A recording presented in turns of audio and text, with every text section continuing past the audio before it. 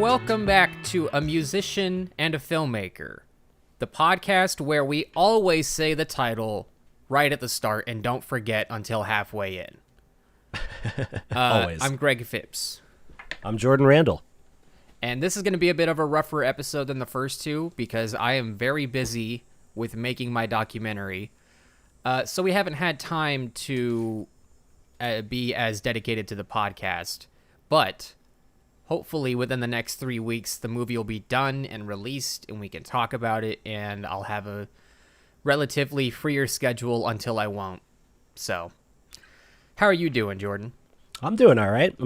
I'm excited about your creative, output. Excited to see your film work. And it's amazing that you have, films coming out because this podcast is called A Musician and a Filmmaker.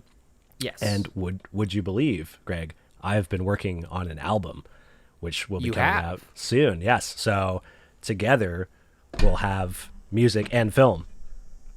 Well, that fits because I was going to suggest we should talk about the new Animal Collective album, Isn't It Now? But if it comes out next month, your album, then all the more reason to not make that the official album for the episode, but still talk about it because, of course, we're going to talk about it. Of course, we're going to talk about it. I feel like the intro segment for every episode is basically, a mini Animal Collective podcast. Right. And so last time, did we have the album details, like the name, the artwork, and the track listing? I don't think we did. You know what I think it is? I think we got that like the day I edited and uploaded the last episode, even though we had recorded it like a week before that. Right, so, no. Right. So it's called Isn't It Now? ? Which is a lyric from the song Defeat. Personally, I don't love the title. I get why they chose it. I would have preferred something like, I don't think they've often done like the name an album after a song title thing. And if they had done like Magicians from Baltimore, which is one of the tracks on the album, that would have been perfect. Or even Sea of Light, which was the original title for and one of the lyrics of the song Genie's Open. But I'm not the band, so I can't make these decisions for them. We can only just do our speculating and daydreaming until the reality sets in when the time comes. That's true. I like the album title, but what I really would have liked is another lyric from the song Defeat. I would like the album to just be titled Yep. Yep. And that's it. That's like 8 minutes into the song, right? Exactly. When they do it live, he says it like 3 or 4 times. I feel like he says it every time that it does that little part. Right. Maybe I'm just imagining that, but it's the best part of the song. Only one made it into the... And it's just like, it's clearly just fan service. Like, I feel like they're probably not going to do that. Somebody probably bugged Davey Terrett at like a show or something. You got to put the yeps in the song. He was like... Well, it's interesting that they recorded everything in December of 2021, and we didn't see them until like 3 months later after they had already recorded everything. That's true. That's true. And so, yeah, that's kind of weird, right? Because like the serpent in the water lyric is different, right? Yeah, we kind of talked about that last time, how it they had a lyric in the song already recorded, which was, what was the final one? Crawling from the serpent? Crawling from the serpent. Yeah, I think that's it. Yeah, and then in the live version, it's there was not a serpent. So he already changed the lyric again after recording it and gaslit all of us into thinking that's what it would be in that second section, like right when the drop happens. The guy's a madman, Yeah. So unpredictable. We got our album cover, and apparently it's made out of fabric from Joann's, as users of the Discord server quickly figured out. Oh, yeah? They were able to identify where the fabrics came from Joann Fabric? And they went and got some samples of their own, and I've seen people make... they're talking about trying to recreate making the album cover with, like, construction paper and a couple other things, like basically doing the same collage that Avi did, but, like, as sort of a DIY art project. And then I've also seen other, like, creations. Like, there's one user who made like a little stuff, like a plushy cat wizard thing to represent. It's like a wizard on the cover. It's not like a face, but it kind of is. Like there's eyes, but there's no nose or mouth, and it says the album title. And then, like, if you look at it, like, from far away, you can kind of see there's, like, a hat and, like, a robe and, like, a hand. So it might be, like, a wizard or something, but... It's the Magician of Baltimore.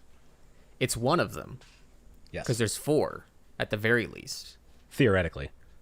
Yeah. Maybe and they're now just there's talking about billboards. Yeah, that's right. How many billboards are there? Is there just one? Because I feel like I see pictures and it looks like it's the same billboard. I want to say at least 3. Up to 5. And I think they're all pretty much, if I recall, they're all on the East Coast, but there might be one in LA. And it's just orange and it just says isn't it now, right? Yeah, and no other information. And it's like No other information. No website, no phone number, no anything that like if you just see that when you're walking by, you're like, the fuck is that? Because I feel like at this point in time, Animal Collective is a fairly niche band. Like, you know, do you think there's a lot of people that are just sort of like organically finding out about Animal Collective right now and being like, oh, this is a cool band? Or do you think it's like mostly people that kind of like fell in love with them in, you know, their quote unquote heyday and are just so about this band that they, you know, are like, you know, they're the kind of people that'll see that billboard and just like start foaming at the mouth, you know? Or is it possible that someone's going to see that and be like, what is that? And look it up online and be like, whoa, I've never heard of this band, but this is good. I think it's about 50-50, maybe 60-40, like old heads, new heads, because like that song College that from Sung Tong is like a 45-second, essentially a joke track where the only lyric is you don't have to go to college. It randomly just like got into their top 5 on Spotify and got like 1 million plays. And I think it's because it was like a TikTok meme or something. No. But I don't think anyone actually confirmed. I don't know if anyone actually found a TikTok. But it just randomly got a bunch of listens. So somehow that got popularity. I think it's not entirely unrealistic that, you know, there are just organically new fans because of, like, I didn't find them until 2014. And it wasn't like there was anything big Animal Collective happening that year. It just happened to be the year I listened to Merriweather Post Pavilion. So I think, you know, there's plenty of Zoomers out there that are entering into their own, you know, high school phase of discovering music and whatnot. And there's all these Topster charts and Last FM Scrabble charts and all these things people do to share the music they're listening to on the internet now. So I think it's just you have more of a sort of hunger for new music, just like people just want to listen to new stuff. Like even if they just listen to it once and move on, I think they're trying to go through all of the hallmarks of the indie sphere if that's what they're into. So when people are like, "Oh, what should I check out if I like, you know, like this Boards of Canada or Radiohead or what have you?" Animal Collective will inevitably come up because they're just sort of, I mean, they had like the biggest indie album of 2009. I mean, that's like almost 15 years ago, but it is what it is. Like they were the name in indie music for a hot minute. So I don't know. Yeah. It's interesting because like I think I was listening to an interview with Avi Terre and he was saying something along the lines like, or the guy who was interviewing him, it was like, I don't know, the guy was like pretty straightforward with his questions. I think he was saying something along the lines of like, do you consider yourself like a legacy act at this point or whatever?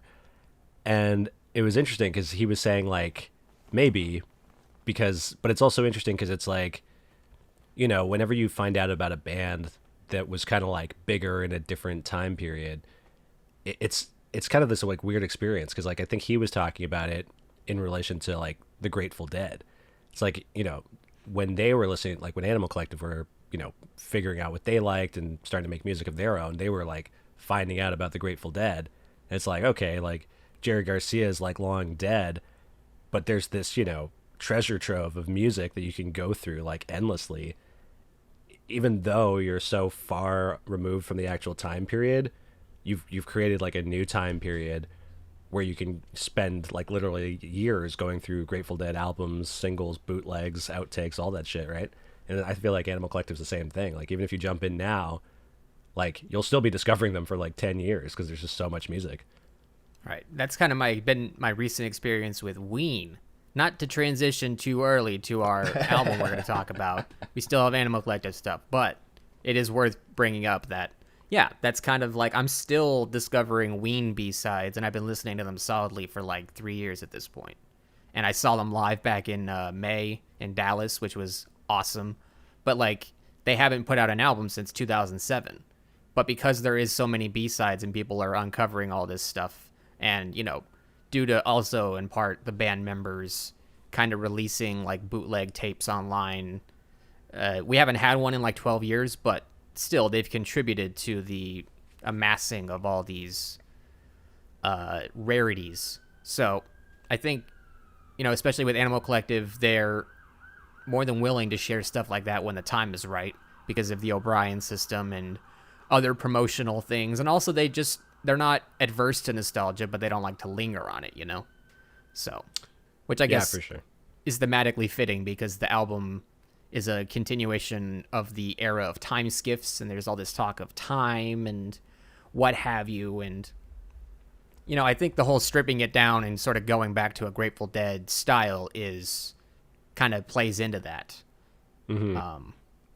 So let's talk about the track list real quick because we would be remiss if we didn't. It's basically... We should also probably say that, like, amongst all the fans that are on, Discord or Collected Animals and stuff like that, or even Spirit Posting, there was a lot of speculation leading up to this track listing release, right? Like, yes, everyone, every day, maybe even every hour, was throwing in their 2 cents about how they thought that this album was going to flow. Yes, and I am definitely guilty of that.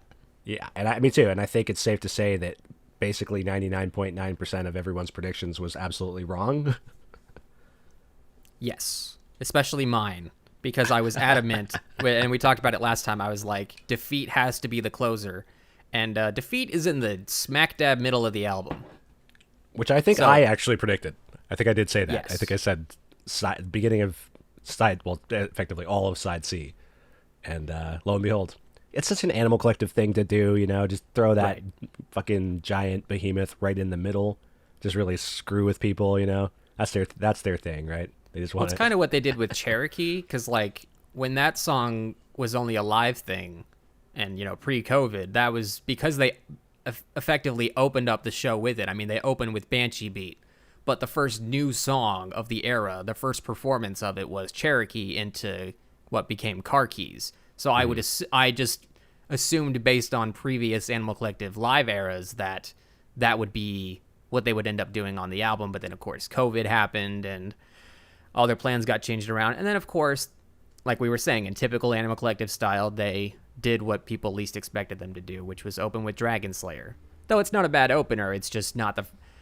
You know what I mean? Like, it seemed fitting in the live setting to be the opener, and now it's not. But I don't think anyone expected them to open this new album with Soul Capturer and make it the first non-22-minute single for the album. Soul Capture, like, did you read this or hear this in some interview probably around maybe that Pitchfork Festival thing a couple years ago? They were saying something along the lines of, like, they didn't know what was going to happen with Soul Capture. They're like, they likened it to some, like, weird cousin that shows up every Thanksgiving or something like that. Right. I recently remember reading a blurb of Avi saying that when the COVID lockdown happened, they were like, okay, we're going to make a shared folder that we all have access to.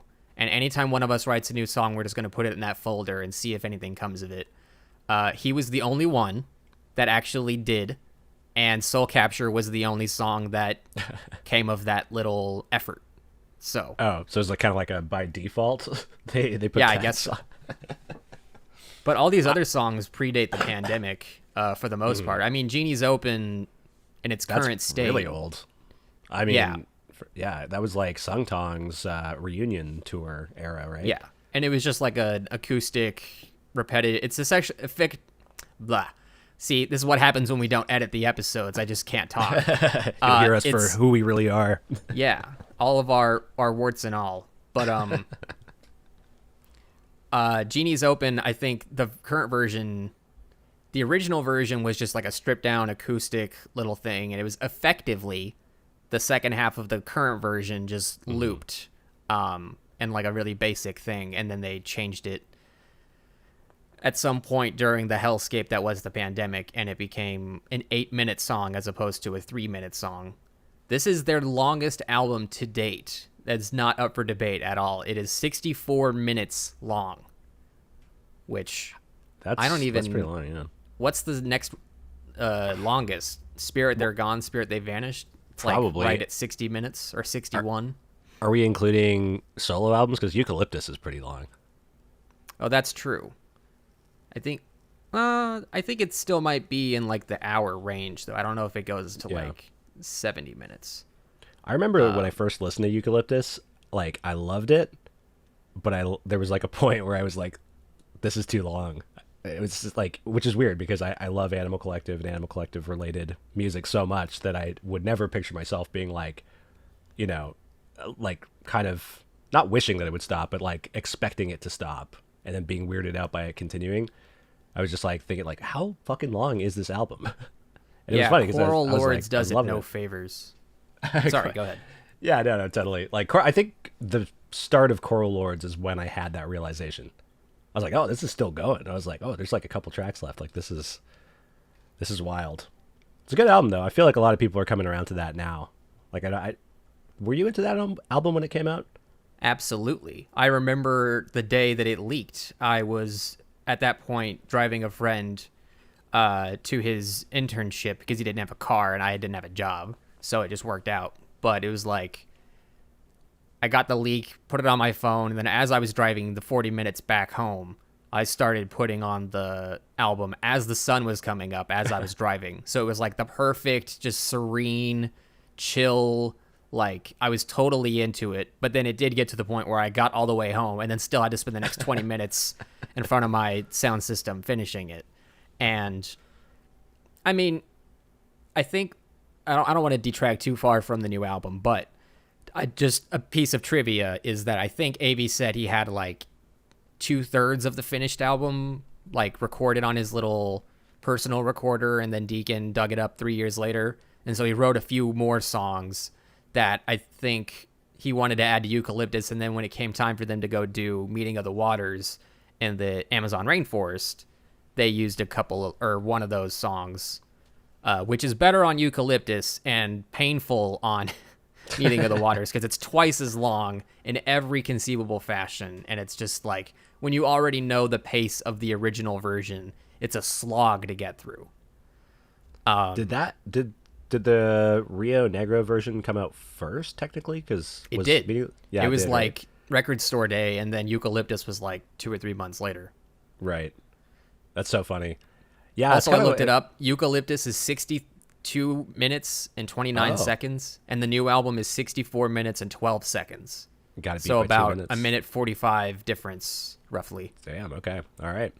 Well, I mean, it's I would say largely in part to the fact that Defeat's on that album and it's 22 minutes long. Do you think Magicians from Baltimore, which is 9 minutes and that's 9.5 minutes. Although I think live it sometimes stretches to like 13.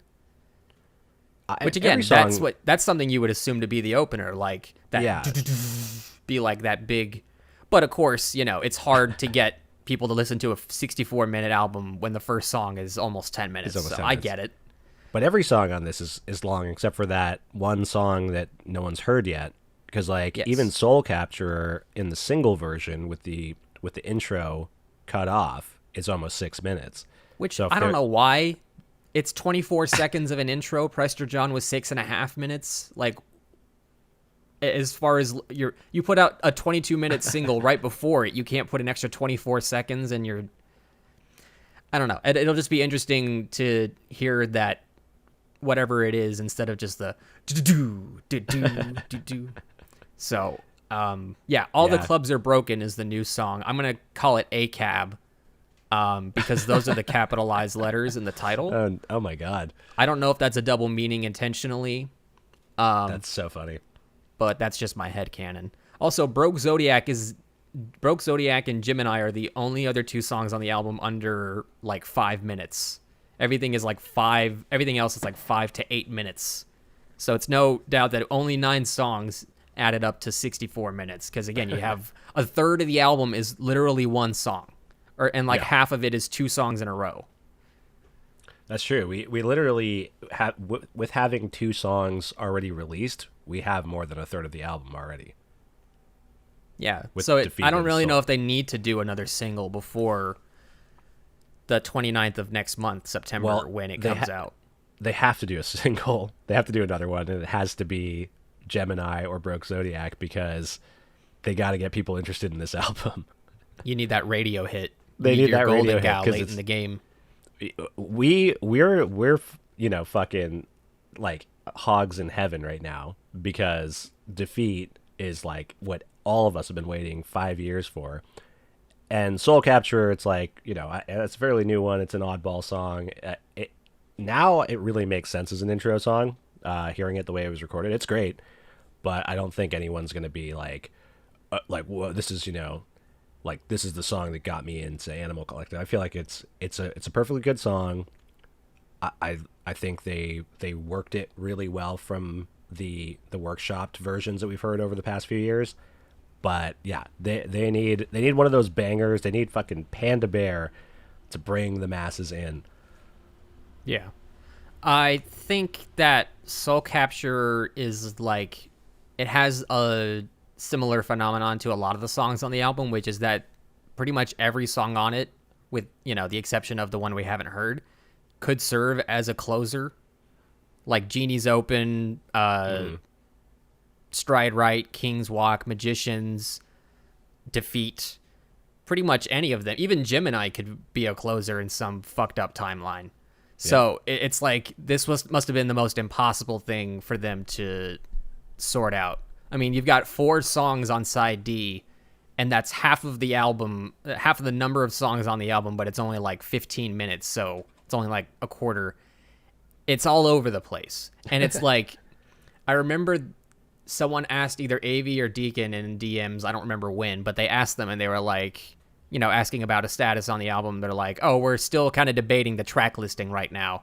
And I was like, wow, they're just like us. It's so interesting. Like, I mean, I'm sure that they did do a lot of shuffling and, to see what flows into what the best. And I think their track listing has been really good. I mean, obviously I'm a fucking super fan, so I'm biased, but their track listing has always made a lot of sense in the end. And I definitely trust that they know what they're doing. But yeah, it was a track listing that really fucking surprised all the fans because it was like King's Walk. I think I predicted that would be the opener. That's the closer.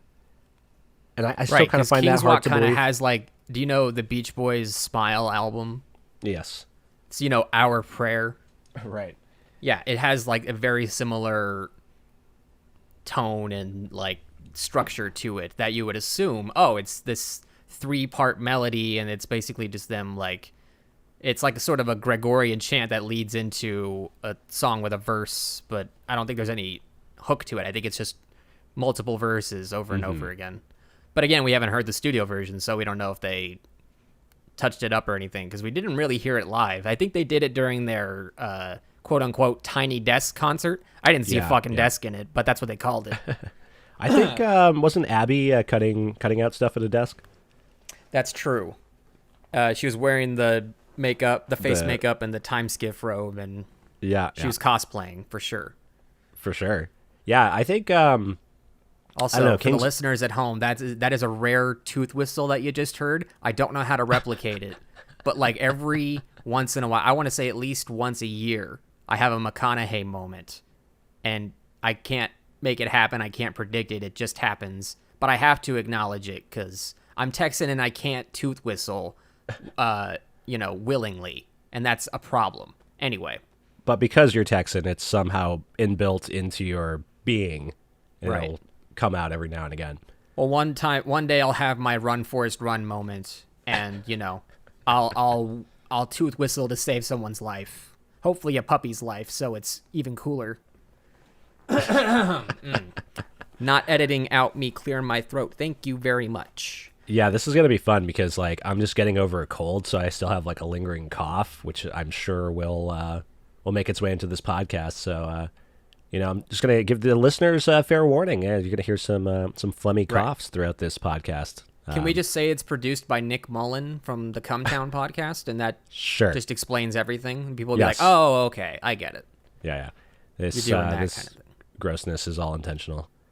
Well, regardless of whatever order the track list ended up being in, there's nothing that they can do to stop me from making my own on, Apple Music on a little playlist. But Unless they there's also have, like, nothing they can do to transitions. stop me from making my own mega playlist of both albums. Oh my god. As I always envisioned them releasing, because when they came out in 2019, there was like 15 new songs in like the span of 6 days that they debuted. So we were like, it's got to be a double album, right? And then 4 months passed and COVID happened and all those plans went out the window. I mean, they were supposed to record Broke Zodiac and Gemini for time skiffs, but they just couldn't make it work, across the world as opposed to all in one room. And I get that, but it's like they do kind of stick out on like Isn't It Now, at least conceptually, with all the more lush sort of ballad anthemic stuff that they were going for. So it is what it is. It's a grab bag of Animal Collective at the end of the day. That's right.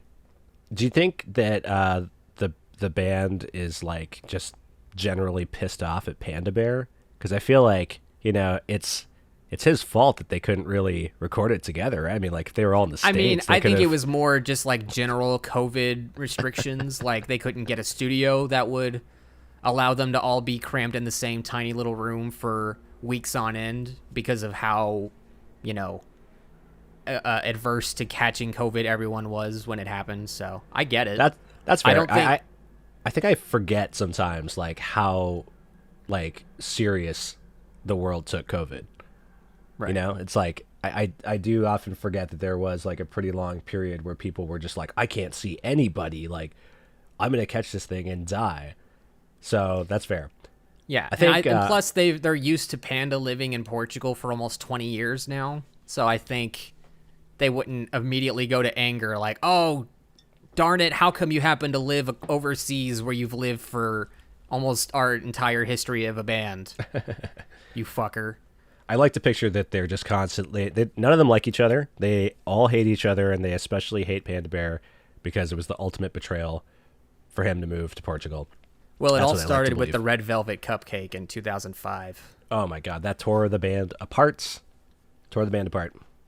Actually, non-jokingly, I do remember there being a Halindigan, or Here Comes the Indian, later renamed Arc, tour, where they made it like 3 shows in a van, but then they broke down and Geologist and Deacon just went back home to, I don't know what, I think Geologist was in grad school at the time, so it's not like they haven't had their bumps, but they seem to be running pretty smoothly these days, and they're probably, jonesing to get up on a stage as much as we want to see them up on a stage. So, Absolutely. that being said, Avi is on a solo tour in the month of Yeah. September, and he's playing in my city the day the album comes out. Him That's and crazy. Geologist as his opening act. So half the band will be in my backyard, essentially, when this album comes out. So fingers crossed something comes of that in the form of some sort of interview. Fingers crossed, knock on wood. If it doesn't, oh well. We're just putting that out there, and if it doesn't happen, we'll let you know, obviously. Do you think they're gonna do anything special? I mean, like it's coming out on a day that they're like half of the band is there, and didn't it? Right. Wasn't there something on Avi's Instagram recently about him and Geo jamming together on this tour? Yes. And my first thought would be, oh, that means they're going to do Man of Oil like they did on the Eucalyptus, the short-lived Eucalyptus tour where he had to cancel more than half the dates they had planned. I'm rolling my eyes because I was supposed to go to the one in Atlanta, but I got a stupid refund instead. Ugh. I'm like, I don't want my $18. I want to see Avi Tear. I want Avi Tear, not money. But yeah, I'm either Man of Oil or something else that they can just do with the two of them in the Octatrack, Soul Capturer. Well, you don't have Panda on drums and backup vocals, so you got to Well, think they about it yeah. pragmatically. They got well. I mean, like they got when they played Soul Capture live, they were just using like a drum track, right? And then I don't know, throw a couple pre-recorded. When they did the like record, well, actually, yes, you're right because they did have a drum machine going because Panda was on guitar. He was on guitar, yeah. You're right. You outsmarted me, Jordan. This is why you're the legend, and I'm but a worthless peon.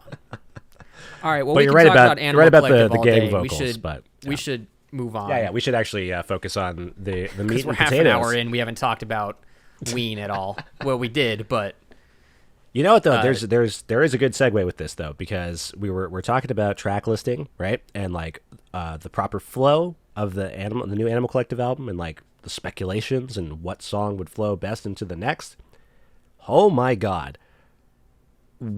How did they make the Mollusk flow from one track to the next? It is there. I believe, Greg, that there are 3 EPs in this album.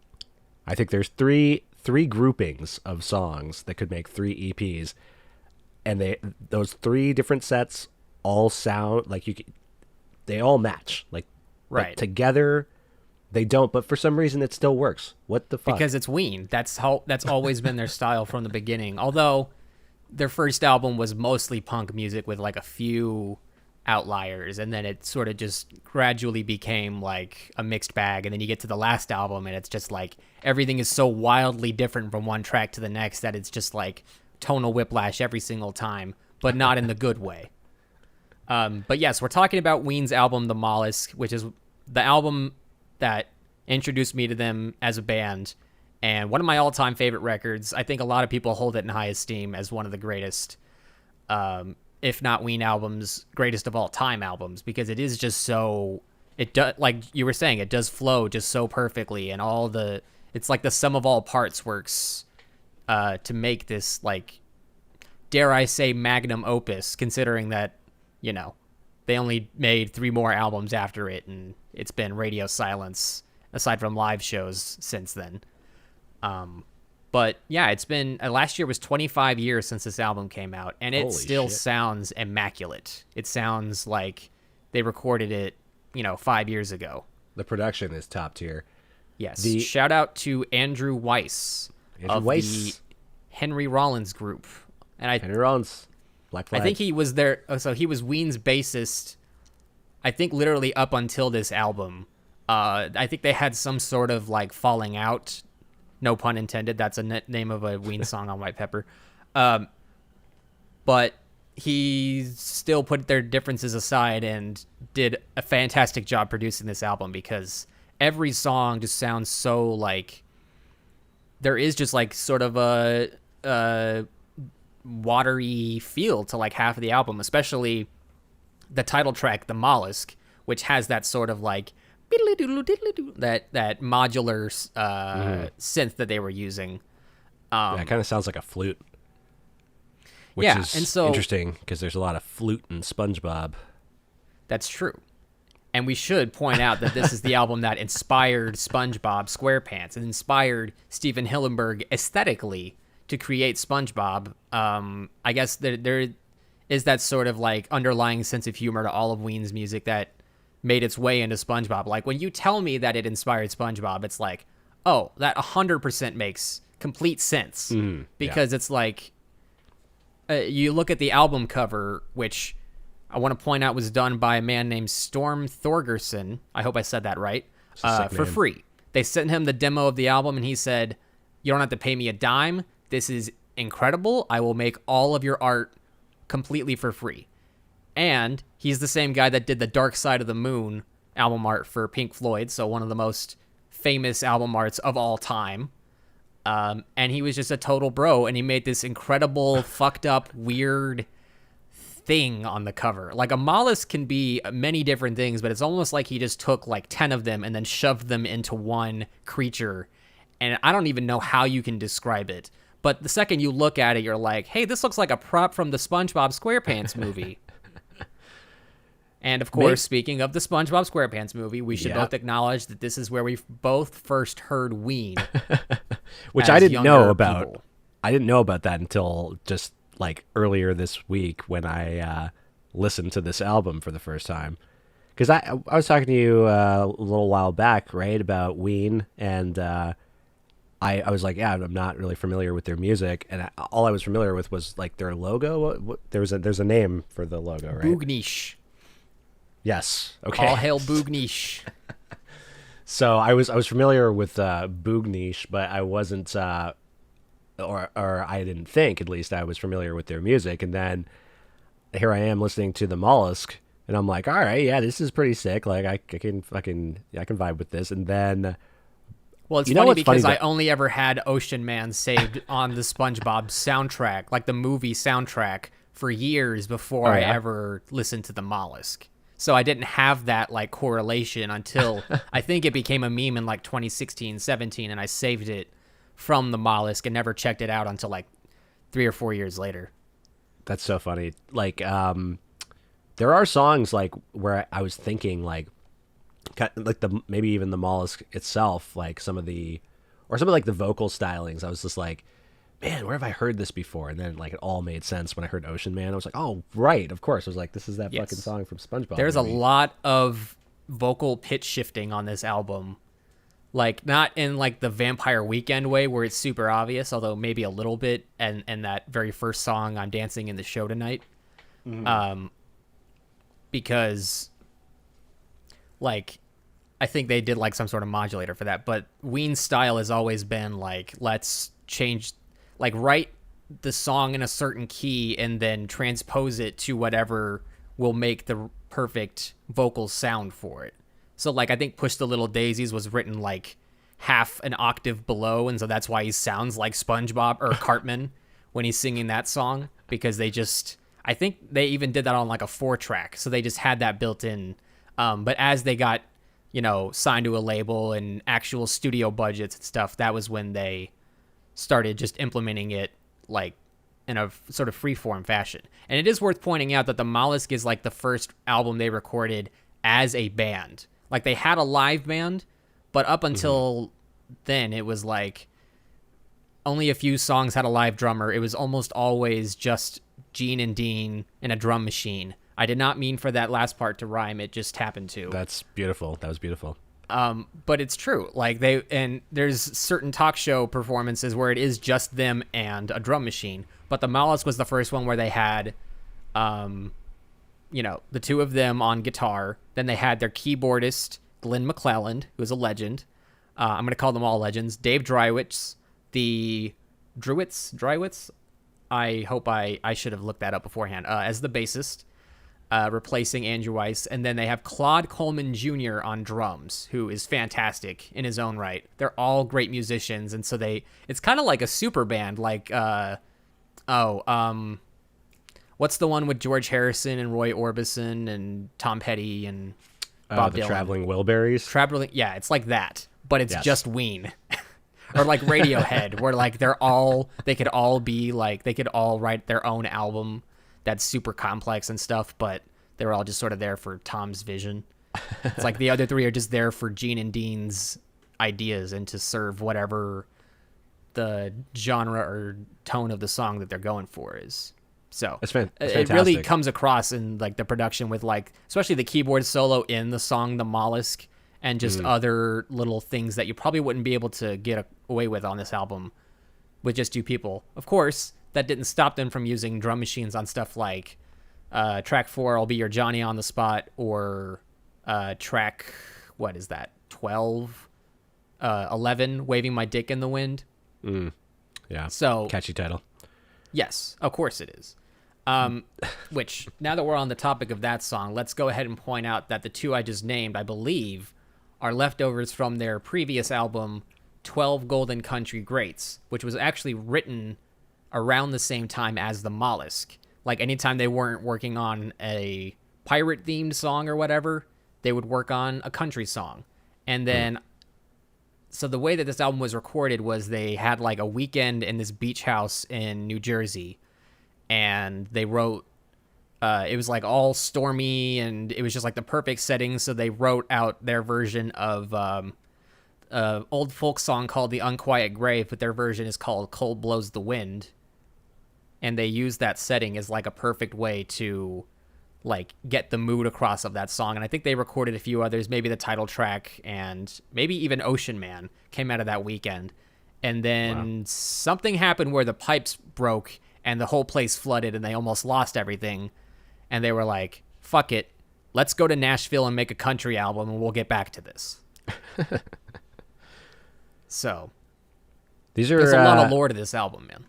Yeah, this album is it's interesting because I'm curious to hear more about like how you actually discovered it. I mean, was it SpongeBob? Like you heard Ocean Man, you were like, the song slaps, and then you checked out Ween, or right? And I think it was just Ocean Man was all I knew for years, and then all these people in the Animal Collective Discord were talking about Ween, and I was like, okay, fuck it, where do I start with Ween? All I know is Ocean Man. They're like, just do that album and you'll be sold, and I was like, okay. And within like by the time the first two tracks were over, I was like, okay, yes, I am sold. This is excellent. I am so glad I checked this out. And I'm also angry that I didn't check it out earlier. Because this is one of those albums where it's like, holy shit, how have I never heard this? This is like one of the most perfect albums ever recorded. This is like Sgt. Pepper level good. Yeah, it's crazy. Like, it is really good. And obviously, like, a lot of people feel that way too. Endless comparisons with Animal Collective always. But I mean, like, we were talking about equivalent, like the Mollusk is the equivalent of Merriweather Post Pavilion. Yeah, I was just about to say that. For the like, record. I think, did it score higher? I know the Mollusk was like a 9.7, I believe, on Pitchfork, right? Oh, I don't give a shit. I know other people do. I stopped giving a shit a long time ago. You don't listen to music just based on what Pitchfork recommends? What? Well, that's also a good question because I don't know if Pitchfork even existed when the Mollusk came out. Maybe sure it did. was like, maybe it was just that email listed. Yeah, like, I think it was that weird, shitty, like GeoCities style, where they did the review for even Panda Bear's first album might have been covered by them on there, or it was, yeah. Spirit, for sure was. Yeah, I think it. If it wasn't like back in the primitive Pitchfork days, then it was probably something that they retroactively reviewed. For sure. And but, I mean, if they did give it a 9.7, I think that's actually an error because it should be a 10 out of 10. But of course, we can't just give out 10 out of 10s any time of the week because then it has to make some list and it's etched in stone forever. So, sorry, Kanye. And I think Pitchfork have also retroactively changed some of their ratings, right? Yes, but I think Pull Hair Rub Eye is still fucked with its measly 1.1 or whatever. Well, to be fair, it does deserve that. It's unlistenable. I mean, some of the songs backwards are all right, but when they're sped up and backwards, no. My God, they could not have done those songs more dirty than what they did with that. Those are some of the most beautiful songs ever made, ever. By anybody. What's interesting is that he was like, oh, we had probably just seen that new Lynch movie, Inland Empire, and I think that was what inspired us to reverse it. God right? And like damn it, a number David of other Lynch. Things.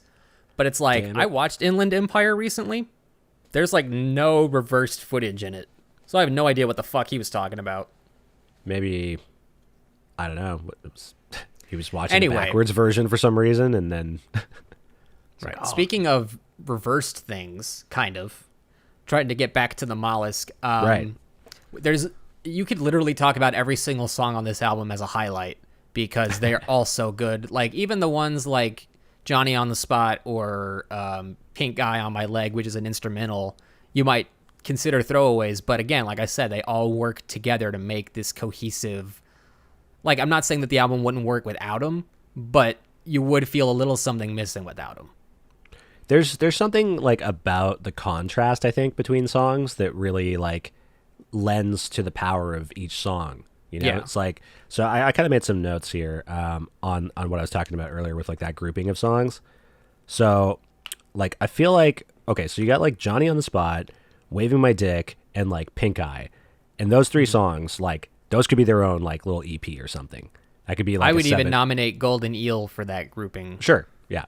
That could be like a 7-inch sort of like punk rock kind of adjacent record or something like that. Those songs fit well together. But then you look at like the Mollusk, Mutilated Lips, It's Gonna Be All Right, Cold Blows the Wind. Like those songs are more of like a straightforward like indie at the time, indie rock, I guess you could say, kind of flow.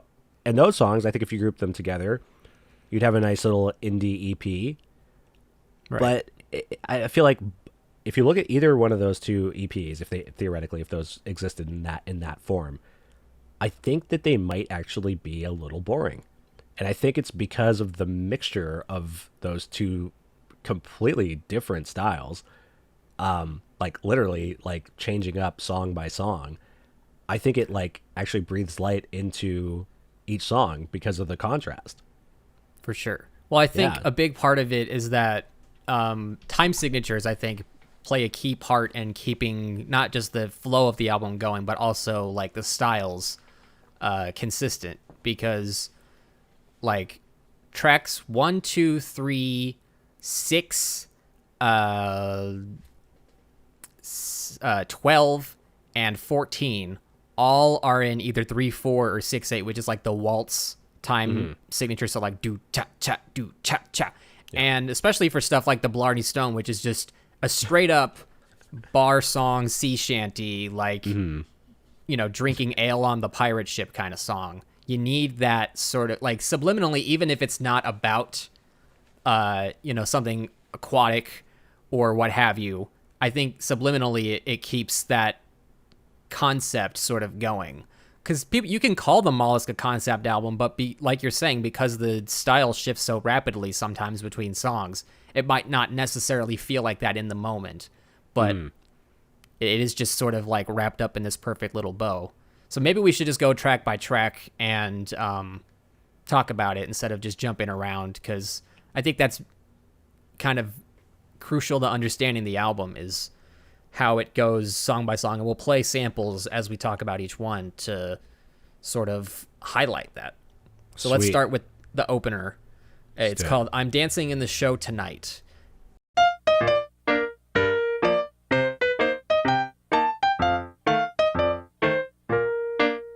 On my ribbons tied, is my hair in place? Have I got a cute expression on my face and my shoes all shine? I'll try keeping line when I'm dancing in the show tonight. And, if it's the first thing you hear on the album and you're not expecting it, you're going to be like, what the fuck is this? But because I knew Ween was sort of a weird band, I was like, okay, I'm on board. Let's see where this goes. Worth pointing out that it is not a Ween song originally. It's technically a cover / rewrite / rework / interpretation of interpolation, reimagining. rather. There's a song called Are My Ears On Straight by the artist Gayla Peavy, who people might remember from the song I Want a Hippopotamus for Christmas, which either you love or you hate if you're a Christmas music fan, but Or a it gets hippopotamus played fan. every year on the radio. Like that song, that opening track was so weird for me, Greg, I gotta say, because like, I didn't really know anything about Ween. I didn't even know that I'd already heard them with Ocean Man, and you recommend this album to me, and I put it on. This is the first song that I hear, and I'm like, what the fuck, right? But it's amazing because like, while that song I think serves primarily as just a kind of like, get Like a ready, prologue. like, you're in for a ride where you're not gonna know what to expect, because like, this is such a fucking weird song. I think it's a perfect like precursor to what happens, but it really made sense when I was done listening to the album, and then you told me that Steven Hillenburg was inspired by the album to make SpongeBob, because I was like, okay, yeah, that first song is like the opening to a kids show. Like, it feels like an opening to a kids show, and those pitch shifted voices sound like fucking weird, tripped out, like, kids song. I can imagine like Danny Perez listening to that shit and just like creaming his jeans. It's kind of twisted. It's kind of twisted. I like it. It's weird though. It's so weird. It's like, it's such a, Well, it's like, first of all, the original song was from the perspective of a doll hoping to get bought for Christmas by like a little girl in the supermarket. And so they changed it to basically just like someone dancing in a, ballet or what have you show. So that's you've already got that. You've got the lyrics that go from like SpongeBob range down to Patrick range within like a few seconds of each other. And then you've also got actual vocals by little kids, which I think it's just one kid. It's the son of the drummer, Claude Coleman. So Claude Coleman Jr. He probably has a different name. I'm not going to look into it, even though he's probably roughly my age. But he's a 50-year-old man now. Yes, just like his dad. Anyway, it is a very interesting track, but yeah, it does sort of set this like whimsical sort of tone for the album. And it has, and like the solo of the song that has, I don't know if it's actual strings or synthetic strings or whatever, but it does have that sort of like, it makes you think of like a scene in SpongeBob where they're hunting for jellyfish in a field with their little nets. Yeah. And we should not go any further talking about this album and SpongeBob without mentioning the song Loop De Loop, which was written by the request of Steven Hillenburg for SpongeBob. Like, he requested Ween write the song before the show had even aired ever. And that's why it's so early in the series, because they didn't know what it was. But they were like, okay, it's a song about learning how to tie your shoes. This is, we can write this in an afternoon. And I think they did. And so that was also, that was actually probably the first Ween song I ever heard, was Loop De Loop in an episode of SpongeBob. And then years later, not too many years, but a few years later, the movie with Ocean Man. So yeah, I can definitely, we're in agreement with how we completely understand how the trail of influence trickled down into pop culture. So what we're saying is that Ween is the reason Nickelodeon is still in business. I think that's fair to say. I mean, Nickelodeon owes Ween a lot of money. Maybe they are paying Ween off. Maybe that's why Ween hasn't made an album in a very long time. Right. Well, that and, drug abuse and breakups and reunions and whatever, but they still kick ass live. I'm not going to harp on it. Wait a minute. You're telling me the guys that made the Mollusk do drugs? Oh, yes, I do. In fact, it was described by Dean Ween as, quote unquote, our dark acid album, which after listening to stuff like It's Gonna Be All Right, Cold Blows the Wind, The Golden Eel, which I think Golden Eel was literally written on acid. It sounds like makes 100% sense that you're like, okay, yeah. Especially with like some of the little details Andrew Weiss adds into the mix. Like, I believe Cold Blows the Wind ends with like this little like this little low pitched synth like in the background that just adds so much detail. Oh, I think it's Pink Eye or Polka Dot Tail. The problem is they use it more than once, so I'm having trouble nailing it down. But it's like there's just so much detail littered into this that it's one of those headphones albums. Or like if you've only heard it on speakers and then you put on headphones, it's like a world of difference. Again, like Animal Collective. This is, you can endlessly compare this to that. I think this is like if Animal Collective attempted to write a Ween album, they would have produced something very similar to this. Yeah, for sure. Like, wasn't there even in that Danny Perez movie, Anti-Birth, there was like a kid's, like a Chuck E. Cheese sort of... Welcome to the Fun Zone. That was it, right? Song. Yeah. Yeah, I don't remember what... There was... first of all, we should give a shout out to Aaron, a.k.a. Ween Remastered on YouTube and Discord, who does a perfect job remastering all these old demos and tapes and what have you, and rarities, basically using modern technology to enhance these, lo-fi recordings. They were doing some stream on the Ween server the other day, and I was tuned in, and they played... I don't remember what... They didn't even tell me the name of it, but they played me this one song, and it was like Welcome to the Fun Zone, like this weird, demonic, fucked up children's song. They only played like 20 seconds of it, and they're like, that's all you get. That's my hidden gem. And I was like, that sounds 100% like it would be in a Danny Perez movie. So... There you go. So, track 2 is The Mollusk. We've talked about it. It's the title track. It's amazing.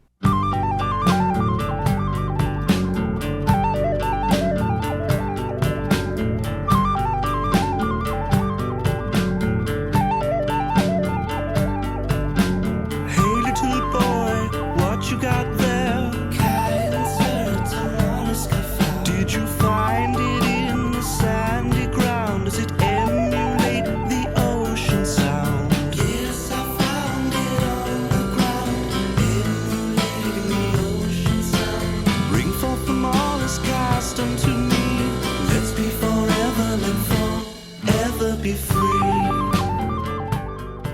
It's their 5th most performed song to date of all time since 1996 or 7 when they debuted it.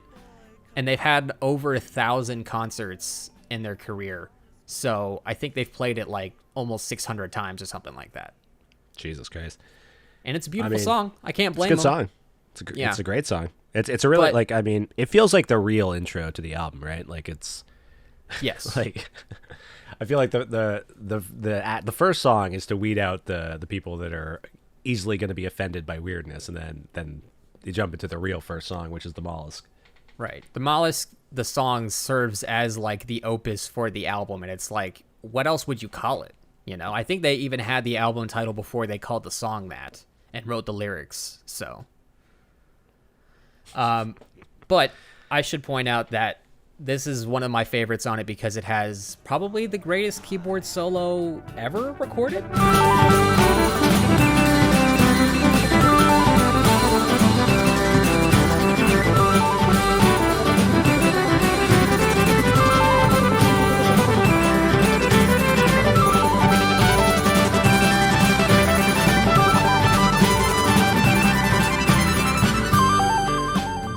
I think, in my opinion. I mean, there's 2 of them, subjective, but I am of course, referring to but- the second one that is like the ending of the song, basically. It was, people listening might not know this. That song at the beginning is called Harry Anderson. It's by Jordan and I's band, Lunar Panel. And the keyboard solo in the middle of it, which we don't play, but if you go on Spotify and Apple Music and listen to it, you'll hear it, was inspired by the keyboard solo from the Mollusk, even though I think they were playing that like recording it live and then maybe sped it up. I was just programming it with a keyboard and mouse. So not as much talent, but still going for the same sort of thing where you start low and then crescendo in the higher octaves. And I don't know. This album in particular, I've picked up a number of production techniques from just by listening to it. And I think that's one of the best things you can accomplish as a musician is achieving something and then inspiring others to not rip it off per se, but use the techniques you did to make some other sort of music and, you know, keep the spirit of it alive.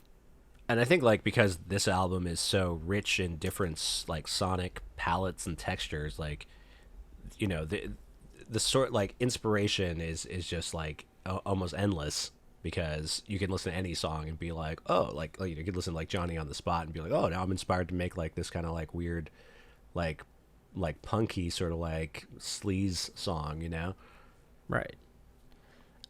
I think there's just the range with Ween. It's like there's sort of like a middle point where it's like the influences flow through them and then out through their music to other people. Like they're inspired by other musicians, and there are even some songs where they've admitted like, yeah, this is this song, but we slightly rewrote it and then made it our own little song.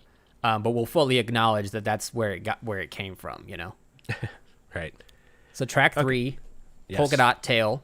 Did you ever see a whale with a polka dot tail? Did you ever see a man with 8 fingers on his hand? Did you have to dry your eye when you saw that puppy fly? Oh no, tell me it ain't so.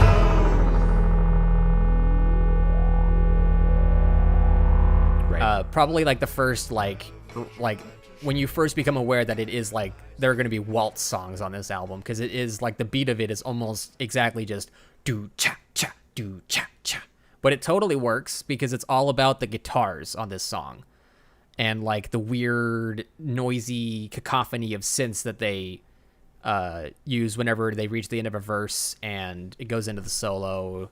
It's this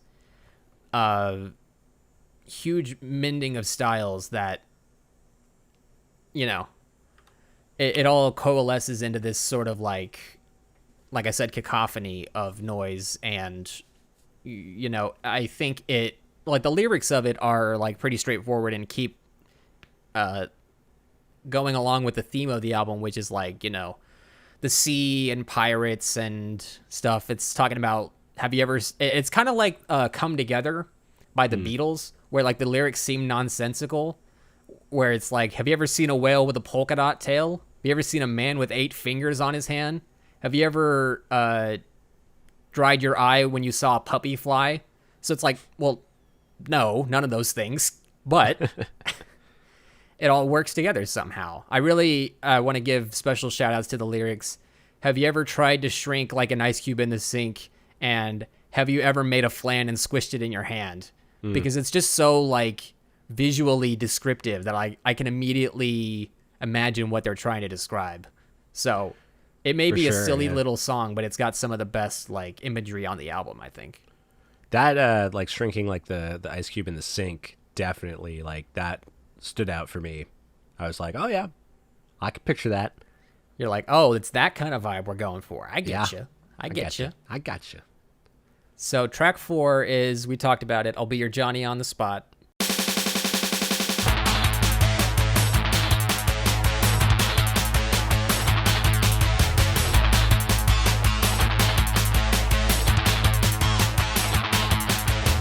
I'll be your Johnny on the spot. I'll be your Johnny on the spot. My daddy died, left me all he's got. I'll be your Johnny on the spot. It's a quick, snappy little thing, but when, of course, in typical Ween style, whenever they play it live, like Polka Dot Tail, when they get to the solo, they completely jam out, and a song that was like 2 minutes on the album can end up being like 9. Just because Dean Ween is a guitar legend, and he will just sit there and shred nonstop, and the rest of the band will just keep it going. And it always, you know, even if he hits the wrong notes, somehow it all ties in together. Like, it's like when you're on stage and someone forgets a line, but then the other actor sort of just like, you know, does it in their own way to keep the flow of the scene going without an awkward pause. It's sort of like that. Yeah. So I just advise anyone who's listening to this, if you haven't heard the Mollusk, listen to it. Of course, that's every album we talk about, we're going to give that recommendation. But also listen to the Live in Chicago Ween DVD/CD recording, because it's got some of the best live versions of, I think it's like every song they perform on it is like considered the like ideal version of it being played live. So everyone go check that out. It's a fantastic concert. There are some songs in it that are performed that are way better than the recorded versions. So, you know, if there's something on this that doesn't tickle your fancy, maybe it will there. But I actually think this has like that, like we're talking about Merriweather Post Pavilion thing, where it's like sometimes when they perform it live, it doesn't have the same, like there's just something about the sound that you're so accustomed to on the album, like with the production, that when it's translated to live, it feels a little lacking. But the album doesn't go anywhere. It's still there. You can still go and listen to your preferred version. It just, you know, depends on what you're in the mood for. Is Ween at all like Animal Collective in the sense that like they change up their like instrumentation? Because I feel like that's what hurts Animal Collective when they try and recreate like you know, we were talking about like the drop the fucking drop in the flowers, right? Right. And then that bass is just completely gone. It's just gone. In the but live it's like, version. is that due to circumstance? Is that due to the fact that they changed up their instruments from what they I think with Ween, they almost always wrote their songs, like I was saying earlier, how they recorded on a 4-track. They would just try to perform the song in its entirety without having to do any overdubs for the most part. So it wasn't until they got to stuff like Chocolate and Cheese when they actually had like a primitive version of a DAW, digital audio workstation, that they could use and do stuff that they couldn't just in one take. Like there's a song Candy on that album, Chocolate and Cheese. They didn't play it live till 2019, and it went so poorly they never did it again, because it was so like, it's so hard to replicate all the little sounds and dingings and drum machine things live that they were like, fuck it, it's not worth it. We tried. There's a reason we didn't do it until now, and there's a reason we won't going forward. So I think it depends on the song, but for the most part, like I said, I think they, you know, when you have that sort of like guitars, bass, drums, keyboard setup, both in the studio and on stage, there's really not that much you got to change up. Yeah. I think maybe they, like the thing in the Mollusk, the song where it goes doodle doodle doodle. I think that's just like a loop, or like someone just taps a pad on a sampler and it does that. I don't think they actually replicate it live, but perhaps they do, because like it changes a key, that sample live, that it doesn't on the studio version. So again, it's a toss up in the moment. Yes to some, no to others. It is what it is, right? Oh, that's cool. So track 5, Mutilated Lips. Oh, Mutilated Lips. I lick my greatest silence. Rather squeeze my head instead.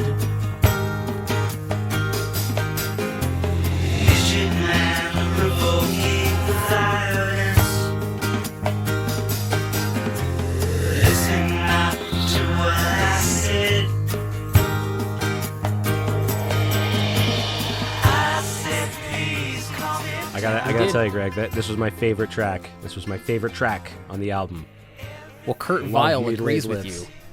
Kurt Vile, yeah. What is he based his entire career off of that song or something?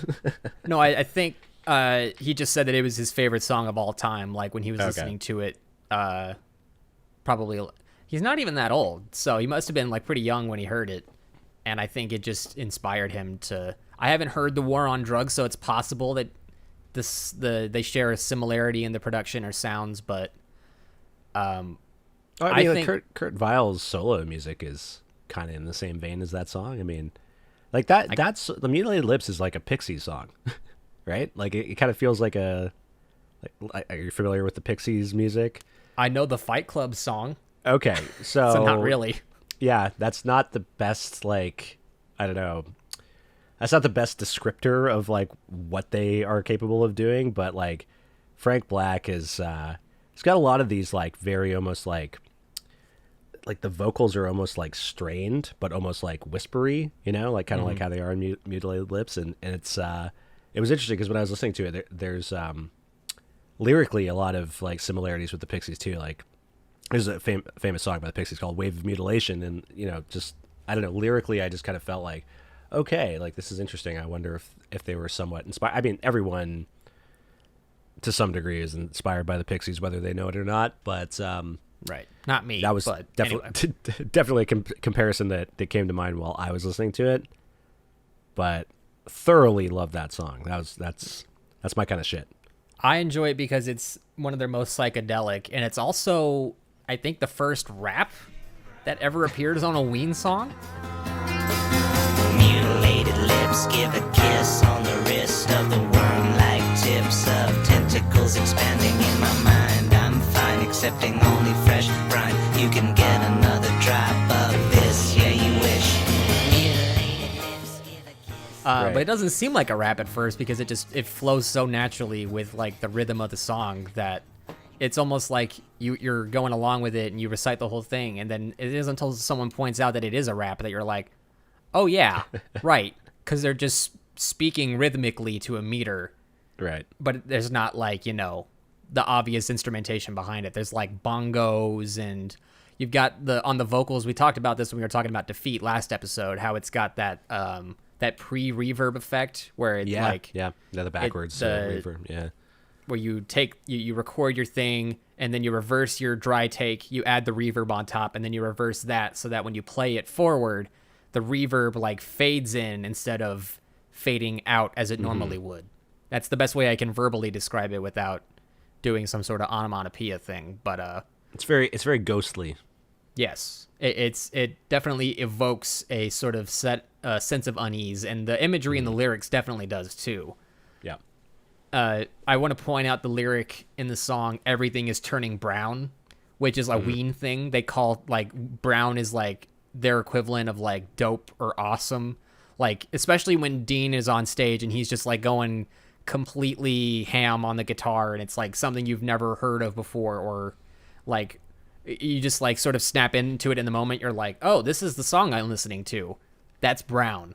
Like when the noise is just so like when it just puts you in this state that other music can't. It's brown. It's hard to describe, but it's like in the moment you know it, like you feel it, you know it when you hear it, if that makes sense. The brown note. Yeah. There actually might be a song or two on one of their other albums that has a literal brown note, but Oh yeah, you shit your pants while you're listening to it. yeah. Check out Morning Glory and make sure you crank it all the way up. It's like Untitled by Animal Collective. You want to hear every ear-piercing frequency. And if it does have a brown note in it, then you want to play it really loud so that like your neighbors also shit their pants and just anyone Right. that's in earshot. Or you can take it to the military and say, this is how you defeat ISIS. Or whoever we're fighting still at this point. Yeah, exactly. So, track 6, The Blarney Stone. Get off my ass, you wee bitty fuck. If I pull out the claymore, your shit out of luck. Who's that girl, that pretty young thing? After I fuck her, she'll get up and sing. Aye. Sharpen your boot, I'll bludgeon your eye. Aye. The Blarney Stone brings a tear to me eye. Named after the rock in Ireland. I don't think it has any other connection to it, but I think that's just, they liked that name, and it evokes some sort of, like, aesthetic that they were going for in this song. It is a pirate song. It is 100% a pirate. I think it's Dean, because normally Gene Ween, Aaron Freeman, normally sings pretty much every Ween song, whether he's in his normal voice or pitched up or down. But occasionally Dean will sing one, especially if he can do like a low sort of graspy voice. And so this one he's doing like an Irish pirate accent, and it is exactly like something you would hear in a pub, like we talked about earlier. It sounds so authentic, and it's strange to think it was just recorded by like a group of hippies in 90s New Jersey. It feels like something out of Pirates of the Caribbean, the movies, which didn't exist when this was recorded. So that just makes it even more impressive that they were just going off of like, you know, not Fantasy Island. What am I thinking of? There's like a famous pirate movie with the word island in the title. Cutthroat Is it Treasure Island? Well, there's the Muppet Treasure Island, but that's probably based on Treasure Island, yeah. I'm thinking of Treasure Planet, which is a whole different thing. There was Cutthroat Island was a movie that came out. That may be what I'm 90s. thinking of. There's also Waterworld. Who knows if they were Waterworld. inspired by that? But I mean, who isn't inspired by Waterworld? I was inspired to never spend $200 million making a movie about pirates. So I was inspired to never watch a movie again after I watched Waterworld. I actually still I need to see it, because I feel like if we didn't watch Captain Ron for this episode, that would have been the one I went to. That would have been a good But choice. it was your too. choice, so I left it Probably up would to have you. had more to talk about with Waterworld, to be That's honest. true. But This might actually be one of our shorter episodes, just because Captain Ron really doesn't get interesting until the last 30 minutes, but we'll get to that. For now, we're I talking. think we already did. That was our discussion. That's of the whole Captain. review. Yeah. Well, we just broke formula, so we got to end the podcast forever. There's no more episodes. It ends right here. Right here. Actually, I have one more thing to mention about this Blarney Stone song, and then maybe the other 8 tracks on the album. So in the song you can hear there's like bottles clinking and guys cheering, and it sounds like, I don't know if you've ever seen Les Miserables on stage, or maybe even the movie, that the song when they go to that like brothel, and the Thénardiers, Master of the House is the song, and that's like, when my high school did it, that was like the background of it was, you had people pretending to drink and going like, hey, and cheering and doing the, drunken pub guy thing. That was just like, they got a group of like 10 people together in the studio, had a party where everyone was, pouring back beers and hanging out and just having a good time. And they just recorded a lot of that and mixed it into the song. And I think they had them all like do the chorus, I. They did like a few passes of that and then layered them, and just it all just works. It's perfect. It's like, it's so good it almost makes me frustrated, because it's like when you watch the Lord of the Rings movies. It's like, will I ever be capable of anything close to making something this good in my life? Will anyone? I felt the same thing, but not so much about making like maybe that song, but more just Right. like, will I ever be as drunk as the people that are in the background? I was That's like, this true. sounds like such a good party. I think this and She Wanted to Leave are like the two most obvious. She Wanted to Leave being the closer, like the most obvious sort of like sea shanty / nautical themed songs, because one is about, you know, being a pirate and, you know, focusing on that rather than otherworldly pleasures like women or, you know, not living on a stinky rotten boat. And then She Wanted to Leave is about like, it's almost like the plot of one of the Pirates of the Caribbean movies of like, I have been in love with this woman since we were young, but now she has another love and she's leaving me, and there's really nothing I can do about it other than just let her go and sail off into the horizon. So there are little melancholic bits to this album, which I guess is a great transition to the next song, track 7. It's going to be in parentheses, all right. Don't know why it's in parentheses, but it is.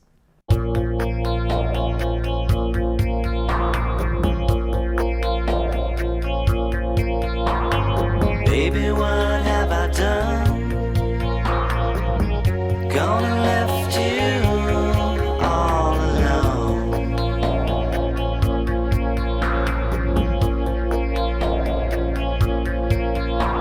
It's hard for me to sing this song. We've been together for so long. Fantastic song. Probably my favorite, or at least the best produced, because it's just such a perfectly executed, straightforward, like, breakup song. Now, of course, it's not on par with their album 2 albums later, Quebec, which is like a divorce album, which is very serious and dark. This is like when him and his wife were still in their on and off again phase, Gene, him and his wife. So I think this was like, it's like a love song written from the perspective of the guy dumping someone. So it's an interesting concept, but if you don't listen to the lyrics, it just sounds like, you know, a nice, relaxing, serene little thing. And, you know, if you're going to write a song called It's Gonna Be All Right or Everything Will Be All Right, it better be a really good song, because that is such a very vague and generic sentiment that, like, you need to reinforce that with whatever emotion you're trying to convey through the production and the arrangement and the melodies and stuff. And I think this does that perfectly. It's got like that little do wee wee wee wee after the lyrics, and you've got like ahs in the background, and when you just layer them all together, it all just makes this like beautifully lush, just gorgeous fucking song. And it's like in the almost exact middle of the album, and so it's like, it's almost as like that's where the tone sort of gets to its happiest, I would say, because then it sort of like goes over a cliff for the next few songs, like into the really like depressed sort of stuff. Of course, Waving My Dick in the Wind is, you know, sort of a happy little intermission from all that. Pink And Eye Ocean on Man, My of Leg course. is just crushing. It we'll get to that. Originally, it would have maybe been, and that's why it ended up in the state it is, but It's Gonna Be All Right is just like, I would play that if I was going to make love to a woman, or if I was gonna try to get normies into Ween and didn't want to, even if the song The Mollusk was too weird for them, this is where I would start them with, or like some of the more low-key stuff on Quebec. But it's also like, you know, like we talked about, that opening song is just so like, it just gets right to the point that it's like, if you're gonna introduce someone to something as eclectic as Ween, that might be the one that might want. Fuck. This is all might live, be guys. the path you want to take to do that. But because there is so much variety, like Animal Collective, you can really just pick a number of avenues in, and as long as you know, pick the right song for your audience, there's a good chance you'll get someone into the band just based on whatever you show them. And if I was gonna pick a karaoke song, maybe not this one, but if I was trying to serenade a woman, perhaps. So we'll see. But It's a great song. That's all I can say. You heard it here. Serenade Women, and it's gonna be in brackets. Serenade all right. Women with a breakup song that sounds like a love song. There you go. That's how you do it. Okay, The Golden track Eel. 8. Track 8, The Golden Eel. Sitting alone in the den, watching the eel.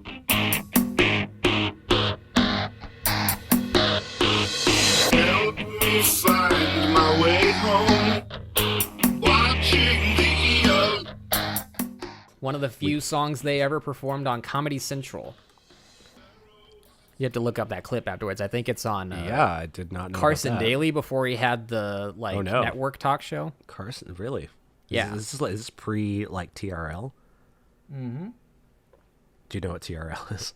Total Request Live. Of course I know what it is. okay, It was a okay. plot point in the Drake and Josh movie. Come on. Oh, okay. That's how I know these things. Also, they did an album. Ween did a live album, live on the Infernet, as they said, called All Requests Live. And for a moment, I thought that it was related to TRL, but then no, it's just maybe that was like they were alluding to it. Anyway, The Golden Eel. Let me just go ahead and point out that I often will confuse this with Buckingham Green when they first start playing it live because the riff at the beginning is so different, or so similar rather. The only difference really being the time signature. Golden Eel is in standard time 4/4 and Buckingham Green is 6/8. So like the Golden Eel is like bam bam bam bam bam bam bam, and then Buckingham Green is bam bam bam bam bam bam bam bam bam bam. So like they use pretty much the same guitar tone. And so at first you're like, wait, which one is it? Oh, okay. It's the one that they played way more than the other one. Right. Again, we'll get to that. But The Golden Eel, I think, is just a great little... I don't even want to say it's an interlude. It's kind of like a Queen song and like how like big it is. It's like... It's almost like their version of power pop in a way, not like overtly, but like they're reaching those same sort of dynamic highs and lows with like how the song can go from like super loud to super quiet in like a short little span.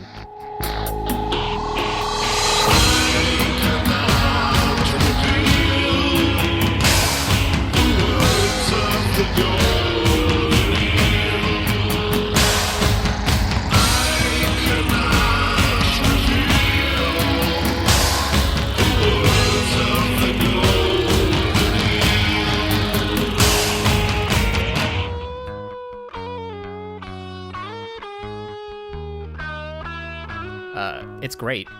I enjoy it. I like that one. And lyrically, I don't know really what the fuck they're talking about, but I like it. An endless barrage of shit racking my mind. It's I pretty, mean, is I that think, not literal. It's relatable? one of their most literal songs in the lyrics. Like, sitting alone in the den watching the eel. Would you believe he was sitting alone in a den watching the eel in the corner? It's like basically he was writing the song in the dark. Like he was, I think, on acid, just like depressed from whatever thing he was going through. And he was at his friend's house that had a golden eel in a terrarium or a tank or whatever. Yeah. And that just came to him as this like inspiration. And so, yeah, it's like the song is like, I cannot reveal the words of the golden eel. It's like, well, you probably are just imagining whatever he's saying anyway. Not that acid works like that, despite whatever you see in movies, but it is pretty literal. Like it's like a guy who's like lost and he's got a barrage of shit blocking his mind. And for some reason his spirit just reaches out to this eel and it speaks the truth to him, but he can't share. It's like a hidden secret. You can't just go out and tell everyone what the eel told you, or else it completely, nullifies what it was trying to do. Absolutely. So, Gotta keep it to yourself. right. It's a banger, as the kids say, as I say. Not just quite for eels. a slapper, but a banger for sure. Not just for eels. It's for people as well. And several other types of mammals. Yes. Track 9, Cold Blows the Wind. Cold Blows the Wind.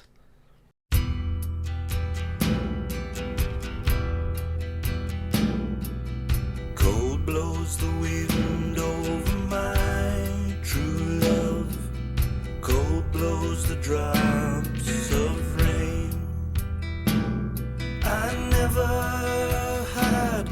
but one true love, and in Camville he was slain.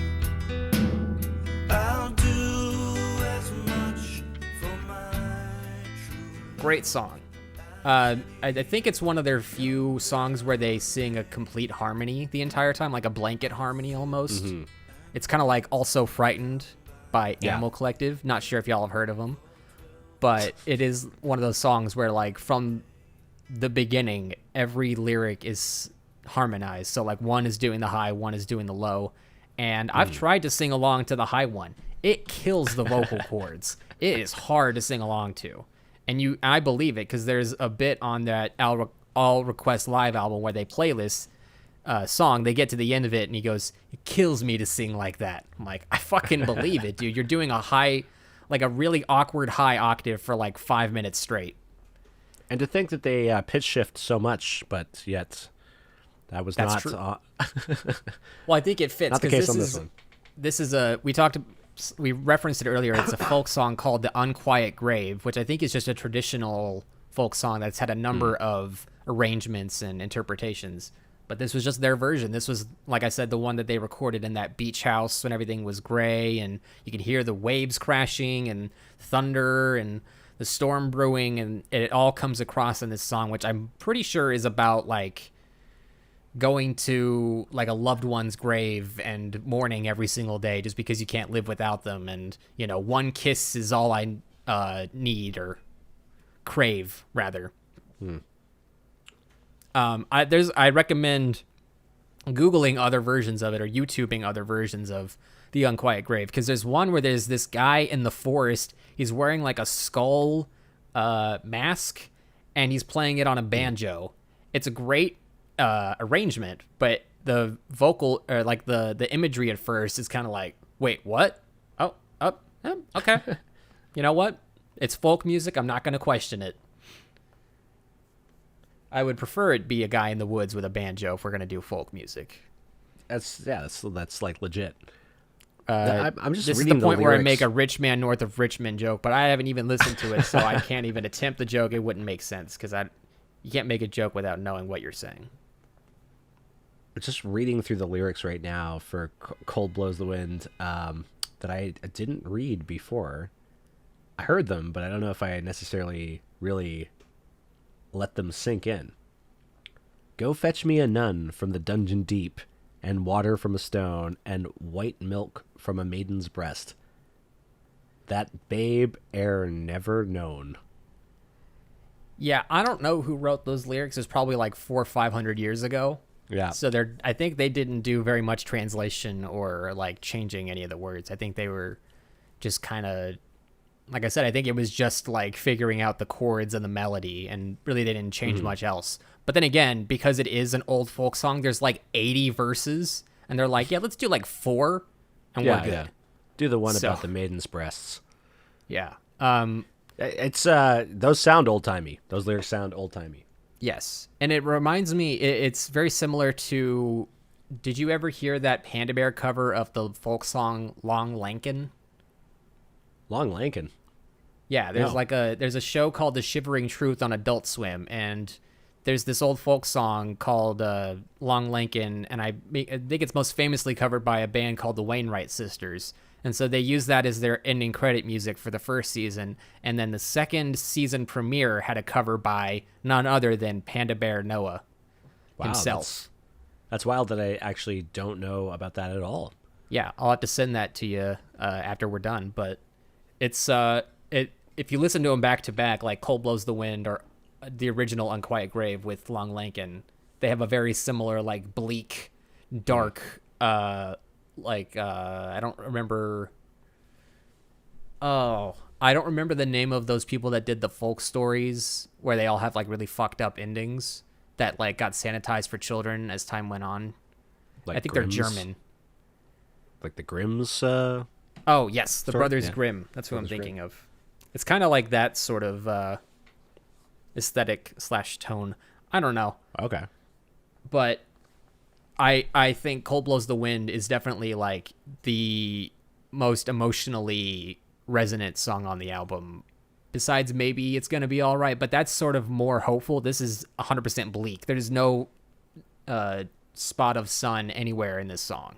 So it can gut you, but it's okay. It's gutting. It's gutting, but it's good. If you are someone that enjoys, surrounding yourself in feels, then this song is actually, I will say that this song is probably my second favorite after Mutilated Lips, just because I'm like, the kind of person that likes to really like just fucking wallow in all things sorrowful.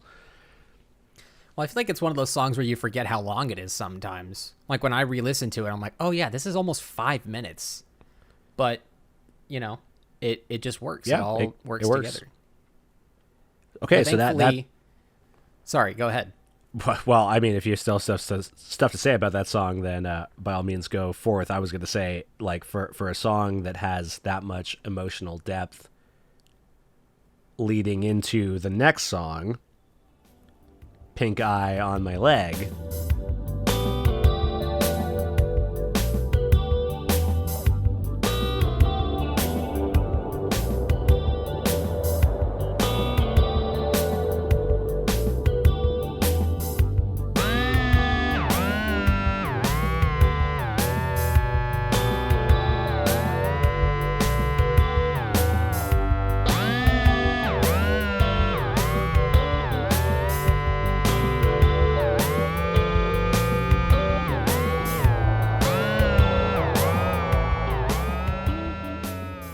Masterful fucking just gear shift by this band. Yes. It is a very silly little interlude that they put on there. It's kind of like the equivalent of the title track, Pet Sounds, Yeah, from the album Okay, Pet Sounds, yeah. or Let's Go Away for a While, I think is the other one on that album that's like an instrumental.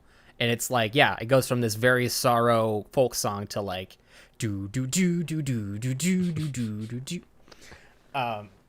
So Pink Eye on My Leg is actually a rework of a song that was supposed to be on the album originally called Kim Smoltz.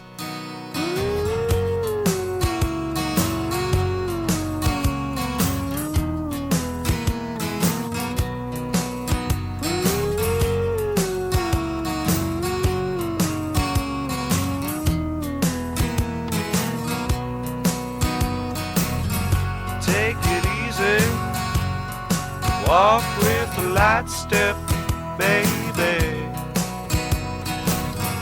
Catch a breezy, live amongst the life forms in your day. Marinate a good piece of beef, understand the mind of a leaf. Swim around till the fish float out of the socket in your skull. I don't know who Kim Smoltz is, but it's a fantastic song. It still shares that like sort of melody, that like square synth, the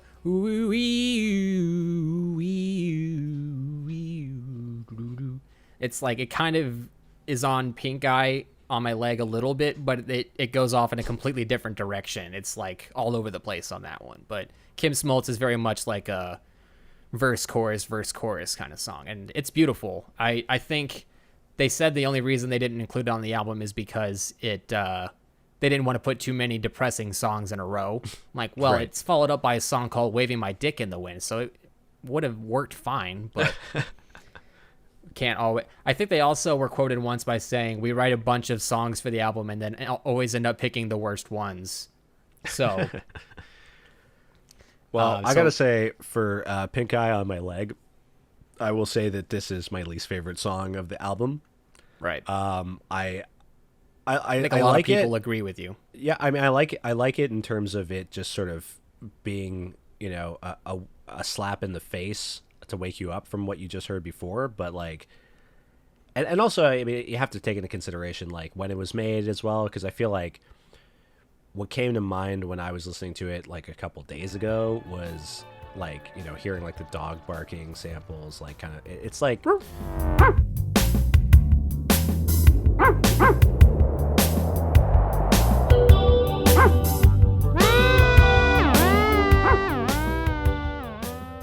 you know those like those like cheap like Yamaha keyboards, and you have like the DJ mode or whatever Oh yeah, on it? 100%.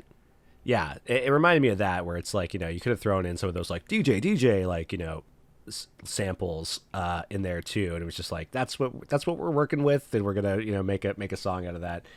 So I don't know, they may have had a different, I don't know, That appeal seems to it me when it like came the out. instrumental came first, and then they just found that dog thing, and like late in the production, they were like, "Hey, let's throw this in there, just to fuck Yeah. with people and make them think there's a dog barking."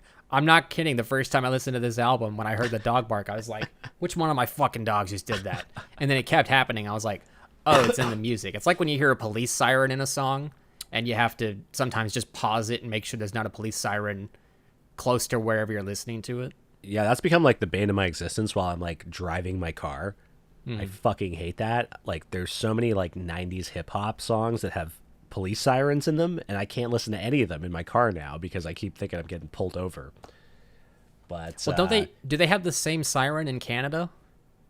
I mean, there's a variety of sirens between all of the sort of emergency vehicles, but Right. Well, maybe Yeah, I in don't know. Quebec I'm not- they would I'm have not- the French siren, but I'm you don't live not in I'm Quebec. not like fine tuned enough to know the difference between all the different sirens. So I hear a siren, I immediately panic, no matter what siren it is. So Speaking of that, I remember driving with someone once when we were listening to On Delay from Animal Collective's Painting With album, and they thought that like that one vocal sample in the song that's like, "Ew," they thought that was a siren. And I was Oh, like, really? "No, you're just paranoid." yeah, that's a bit of a stretch. That one But it is what it is. is what it is. All right, track 11, "Waving My Dick in the Wind." I'm waving my dick in the wind. I'm waving my dick in the wind. If it all goes right, I'll be in your arms tonight. But I'm waving my dick in the wind. I'm lost in the sauce once again. If you're going to show this album to kids, skip this track, even though it is fun for adults, because it's kind of a silly song. I think this one was definitely meant to be on their album 12 Golden Country Greats, which only has 10 songs, but I think the 12 might be a reference to the session musicians. That is up for debate, but it is kind of funny that the album is called 12 and it only has 10 songs. But Waving My Dick in the Wind is just a silly little song about pretty much that. It's just like, it's like Johnny on the Spot, where it's very repetitive with its lyrics, but it just works. And this one has like a very interesting chord or just like note progression that most Ween songs don't.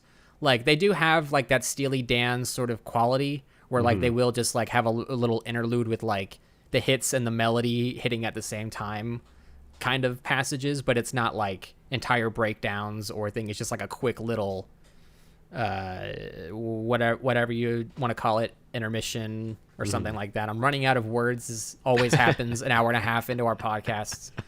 What are words? I think William Shakespeare asked that once, but he just ended up with words. Right. I don't know. Yes. Which is more confusing than anything. I think One thing I appreciate about this song is Jimmy Wilson is named in the lyrics, and then they're like, "Do a dance for us, Jimmy." And then and if you listen to it with headphones, you can hear, I think it's Gene doing an old man voice, and they're like, "Dance, Yeah. Jimmy." He goes, "Well, I can't dance like I used to. I'm an old man now. Yeah, it's like I'm doing the best I can or whatever. Doing the best I can." Yeah. It's very South Parky. Yeah. It's it's a funny song. I mean, like And I it love predates South Park. It's like the same year that South Park started. This album came out. inspiration for literally everything, I guess, came from this album. But I love the Also- idea that what you said earlier, like if you're gonna play this record for your kids, skip this song. But the beauty is that probably a lot of kids did listen to this album because of Ocean Man. That's true. And I love that kind of, like Well, if you're going to skip any song for kids, it should be the Blarney Stone, because they're swearing constantly. And oh yeah, for sure. I mean, there's a But- lot of stuff that's very not like kid friendly on this album, and I would say But this is just a goofy, and dick itself isn't like the worst quote unquote swear word. I mean, it's just a more crude term to describe your anatomy. So yeah, sure. it is I what mean, it is, but could have been called "Waving Your Penis in the Wind," or it could have been called Song Not Found. and then they just don't include it on the album. But I do like the idea. Like, I mean, it seems to me like I have a very limited knowledge of this band, obviously, but I think like to me there was some of that like that punk rock ethos in there where it's like fucking with people is part of the fun of the whole thing. So I think like they probably I like I said, limited knowledge of this band and what you know they like and don't like, but I think like based on what I've heard, it seems like something that they would find really fucking funny if like SpongeBob kids be like, oh, I love this Ocean Man song. They listen to it, they hear that opening song, like, oh my god, this is amazing. Oh it's yeah, like, definitely. Horse, the they kids. probably definitely had a laugh about that retroactively. Yeah. So Waving My Dick in the Wind, another one of those songs where I felt like, you know, if it was on its own, I'd probably be like, yeah, I don't ever need to listen to this again. But it was interestingly placed in the track list, and especially leading into Buckingham Green. Holy shit! Yes. Holy shit! A child without an eye made a mother cry. Why ask why? She kept her child clean on Buckingham Green. Buckingham Green. What the fuck? The second most played live Ween song ever. That makes Often sense. used as an opener into their live sets, especially when I saw them in Dallas. It opened with it. So there's a meme in the Ween community where it's like, I think it's like some regular meme, and you just like put whatever music it is in there that you. So the meme is like, I must be X because I keep getting played, and so the meme is I must be Buckingham Green because I keep getting played. Played meaning like, you know, trying to follow a romantic interest and then you end up empty-handed and you've been played.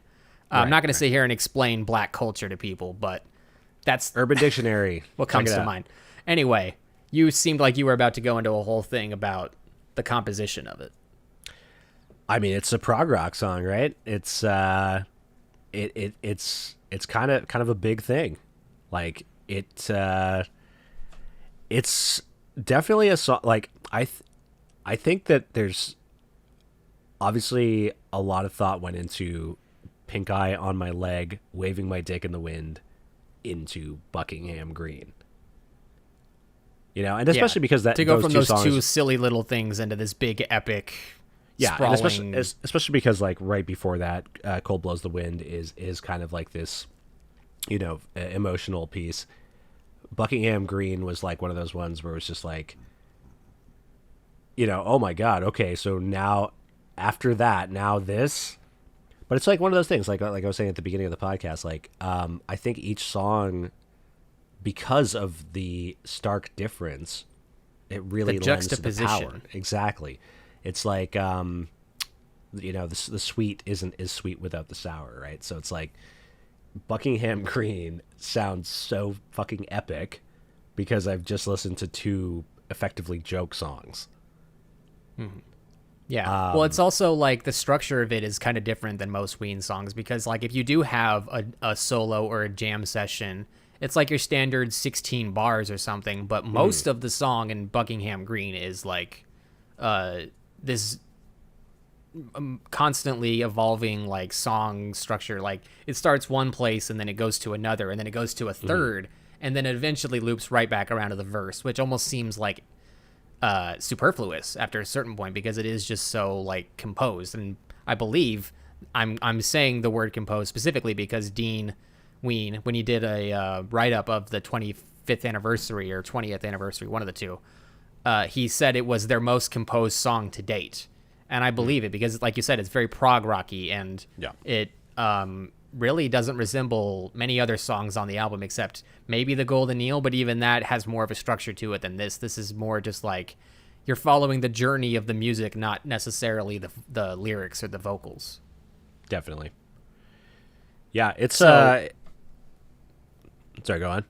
No, I was going to transition to Ocean Man, but Oh. it seemed like you wanted to talk more about this song, so go for it. Well, no, I just it's a standout. Like I feel like, you know, like we've mentioned many times, every song sounds a little different, but this one was like kind of one of those ones where it was just like, okay, like I don't know, it felt like it demanded my attention a bit more, and just because it felt so different, but somehow not overly out of place, even though it's quite different than the rest of the stuff on the album. And I think that that's real testament to the track listing, or however maybe they thought out the album in terms of its flow. Well, I think the structure of a lot of albums tends to have like the big climax song before the closer, which will more often than not be like a falling action thing. Like if you're following the flow of like a movie plot, like I think Sam's Town by the Killers is a good example. How it's like the song, I can't remember the name of it. I should probably just look it up while we're talking, but it's like the penultimate song is like this big moving epic song, and then the last one is very low key and sort of okay, so there's This River Is Wild, which is like this big up swinging thing, and then Why Do I Keep Counting is sort of like that, but a little more low key, and then they just have like a reprise of the it's like interlude and exitlude. So it's like the first one's like, we hope you enjoy the album, and then it's like, we hope you enjoyed your stay at Sam's Town, the hotel. So I think Buckingham Green and Ocean Man actually kind of work together as that sort of crescendo. Because they do both have sort of an upbeat quality to it. And I guess I'll just go ahead and use this opportunity to transition to that, because since we both heard Ocean Man by itself out of context of this album for so many years, to hear it come right after Buckingham Green is almost just like when you have to slam on the brakes in traffic and you sort of like your head like snaps into a different thing where you're just like, wait, what? Oh, that's here. Oh, Yeah. okay. Was not expecting that, but here we are now. Ocean man, take me by the hand, lead me to the land that you understand.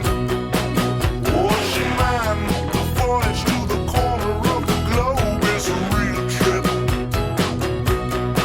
Ocean man, the crust of a tan man, and by the sand, soaking up the thirst of the land. Ocean man, can you see through the wonder of amazement? Of course, Ocean Man's a great song, but coming out as something as like big and grand and sweeping as Buckingham Green, it's like going from Mozart to Fish, where you're just like, whoa, shit, okay.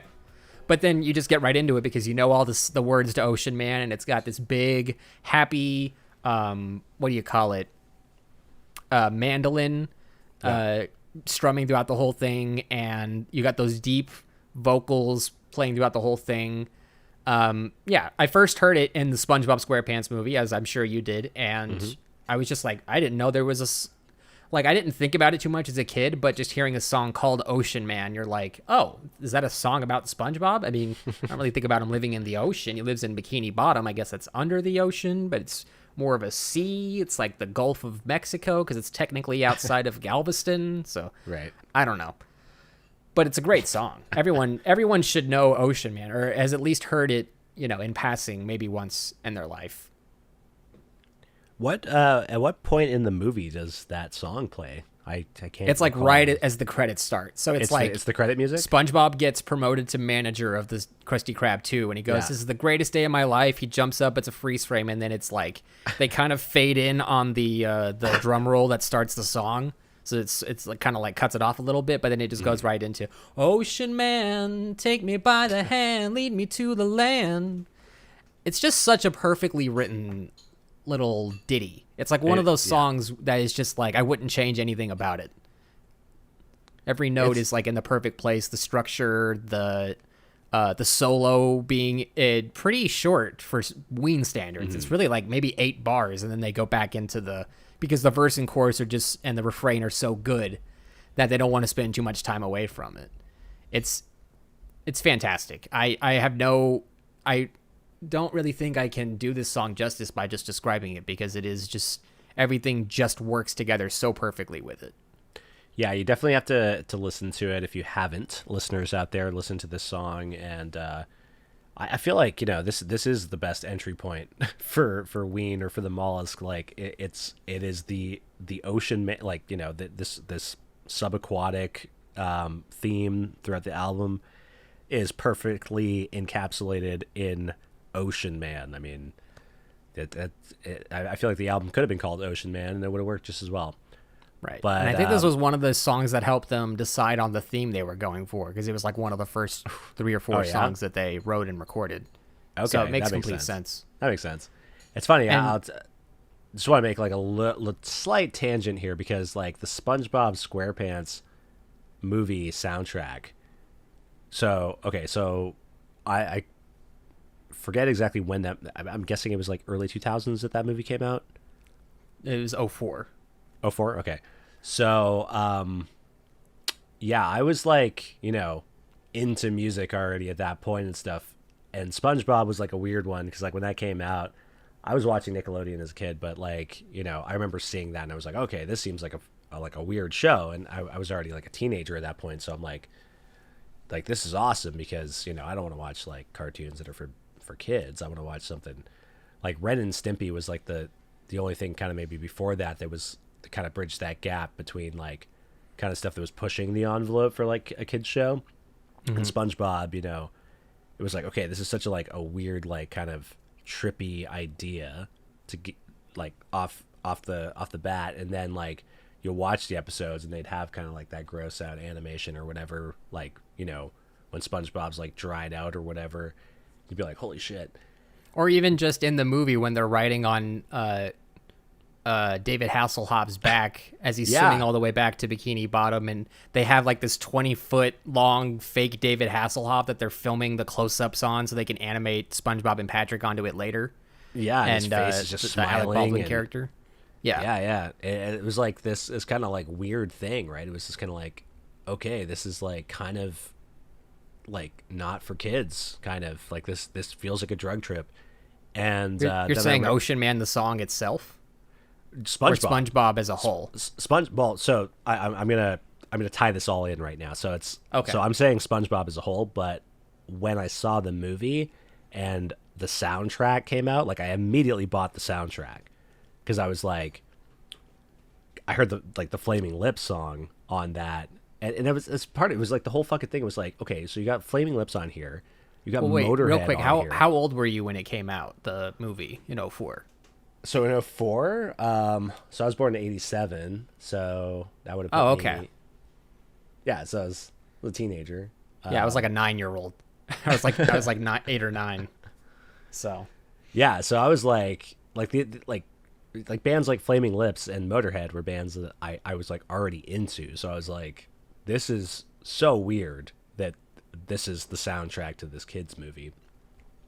But Ocean Man was like one of those songs, like, because I bought the soundtrack, and I remember like listening to it, and I don't even know if like it's just like how I just asked a little while ago, like where in the movie was that? I don't even know if back then I remembered exactly when Ocean Man was, but when I heard the song on the album, I was like, man, this song is like really trippy as well. It just slaps, But it also doesn't feel. Besides the fact that it feels too psychedelic for like a kid's soundtrack.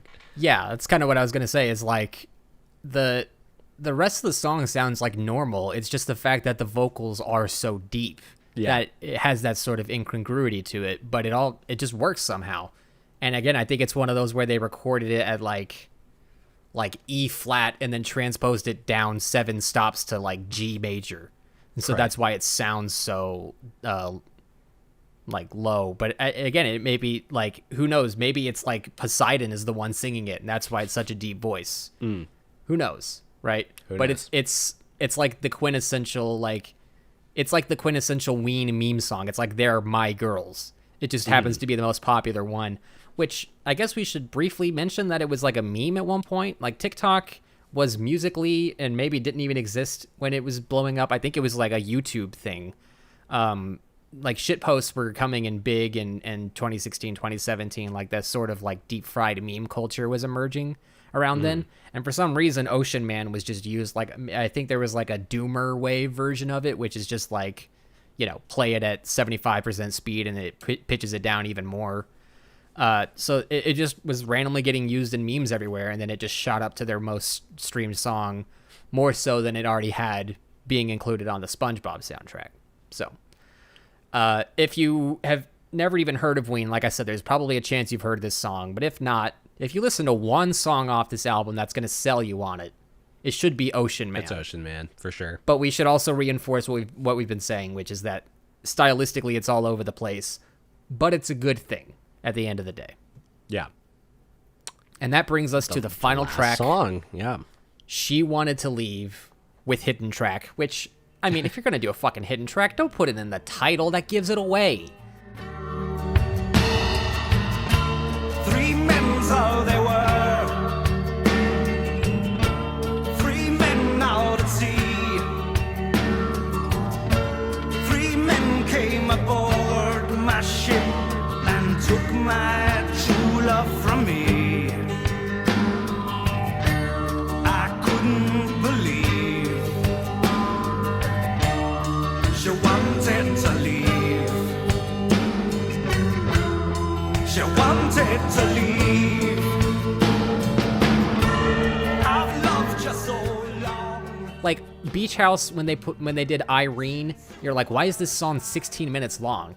And then the first song ends at like 6 minutes, and then the second song it's like 7 minutes of silence, and then the last song kicks in at like 13 minutes. So it is literally a hidden track. But it's like you can't. The hidden track in this one is just they do the melody from the opener, dancing right? in the song, dancing in the show tonight, but it's like very slowed down, and they have like ocean waves and wind over it, so it's like kind a of bit like more a little somber. yeah, it's like an epilogue sort of tag kind of thing. But we were talking about it earlier with Cold Blows the Wind. This is like a very melancholic sort of romance song. It's like a sea shanty. He's got that sort of Irish accent going. I can't remember who Gene said that he was inspired. He's like one specific singer-songwriter inspired the style of this song. And he wasn't sure about it, but then he played it just on guitar for Dean, the other guy. And he was like, no, absolutely, we should record this. This is great. I see what you're going for here. Like, don't question it. Let's just record it. And it works perfectly. It ties the whole thing together. Like it's like a bittersweet ending almost, you know, where both in the like, oh, the album's over, but it's also like, you know, it's the end of this fictional relationship, but it's also like, you know, maybe she'll be happy with whatever guy that she feels is better for her than me. So it just sort of brings it is the bow that ties the whole album together. You know, without it, I don't know how you would really end this album. Like Ocean Man probably could be the ending. Yes, I just bumped the mic, not going to edit it out. But this one being the ending just works. It just works so perfectly. Yeah, you know, it does.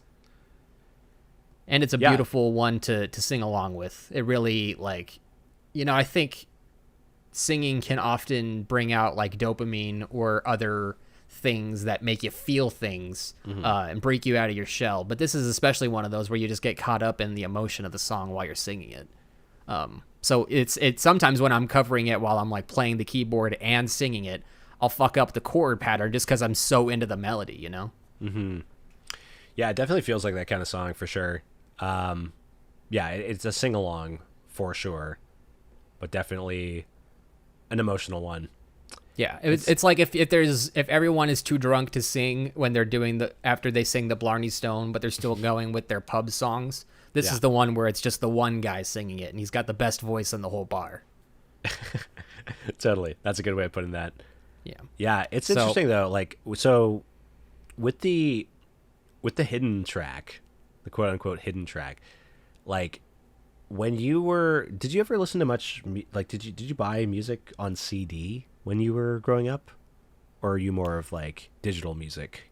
I didn't like become conscious of albums as like a thing until I was already buying stuff on iTunes. But I knew that like people would hide hidden tracks on CDs. Like there's a song called Quesadilla at the end of this album by The Used. It's not marked on anything. It's like they play this whole song, and then at the end there's like 30 seconds of silence, and then there's this 30-second song where the guy it's like Quesadilla, Quesadilla, Quesadilla, and it is basically like a Ween type song where it's just this silly little thing, but it's like The Used is so very like serious and emotional that to just hide this thing that's not marked on the track listing for whoever's just letting the thing loop or whatever. Yeah, loads of bands did that, like back in the 90s and I would say probably early 2000s when CDs was like the major format. Like, and it would be I will say probably for the most part goofy songs. Like it would be, you'd get that, you know, 10 minutes of silence on the last track or whatever, and then what the fuck, some goofy song. Like I think the first time I was introduced to that concept was on a Korn album, Follow the Leader, right at the very end of the song. It's a very emotionally driven song at the end of that album. You get like about 10 minutes pause, and then they do a cover of a Cheech and Chong song called Earache My Eye. And I was like, what the fuck is going on here? But I Wait think a second. Are you telling me that Korn smokes weed? Yeah, I mean, it would seem that way. It would seem I that way. cannot believe that. Yeah. You think they just eat corn? They, like, I think back in those days when you bought a CD, at least my experience, like, my CD player didn't have, like, the timestamp on what you're listening to. Like, it would just be, like, track 1, track 2, track 3. Yeah, And I it's think been the CD player I had was basically that. Yeah, it's like it's been this weird thing, like, now that everything's digital and you can immediately see, like, how long a song is, it's been this weird thing for me because it's like I'll now kind of, like, realize how long a song was that I used to listen to when I was, like, a teenager or something, where before I had, like, no concept. So I'll be like, I'll listen to, like, I don't know, like a Blink-182 song or something, and be like, oh, this song's only, like, 2.5 minutes or something. It felt like it was, like, at least 3.5, but I had no concept of it. So it's like, it was funny because, you know, in the digital age, when you have those hidden tracks, it's like, yeah, they're not so hidden because you've got, like, you know, an 8-minute song and you know it's not going to be that long, and then there's some silence in between, so it's kind of weird. Right. But well, I think when it you're also listening works to it on the CD yeah. format because, yeah, like a lot of portable CD players would just loop the disc when you got to the end of it if you had it set to that. And so I think having that little, like, like, if you have it set to loop, it'll go from the slower version to just the regular version, back and into it. does sort of just work as like this cyclical circular thing. Yeah, for sure. Now, we didn't do this on our previous 2 albums because we didn't have it available, but because Ween, like we said, writes so many songs per album and then only picks a handful, there's a number of prolific B-sides that we should quickly mention before we move on to our movie, so we're not here for 4 hours. Right. So we already talked about Kim Smoltz. Quick detail on that.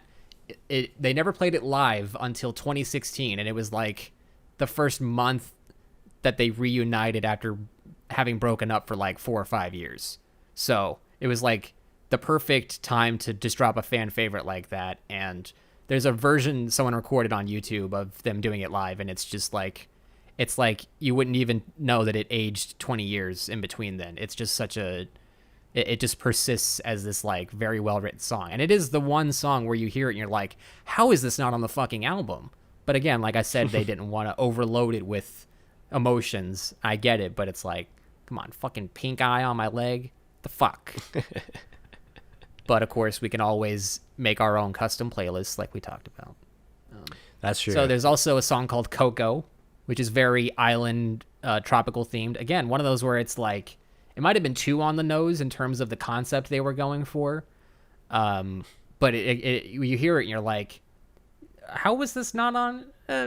Okay, this one I can kind of see how it's not on the album, but it is just a solid little thing. You kind of forget that it is a Ween song. Like sometimes when they nail the genre so well, like you could just envision it being sung by a number of other artists, or like it even kind of sounds like an authentic sort of, I don't know what you would even call it. Like it's like soft mambo, jazzy sort of, I don't know. Like it does have some sort of like Caribbean feeling to it. Like you put it on, you feel like you should be listening to it when you're on Mike Love's yacht or something down off the Florida Keys, you know, Right. on your way to Kokomo, unless he's just listening to his own music, which is pretty likely.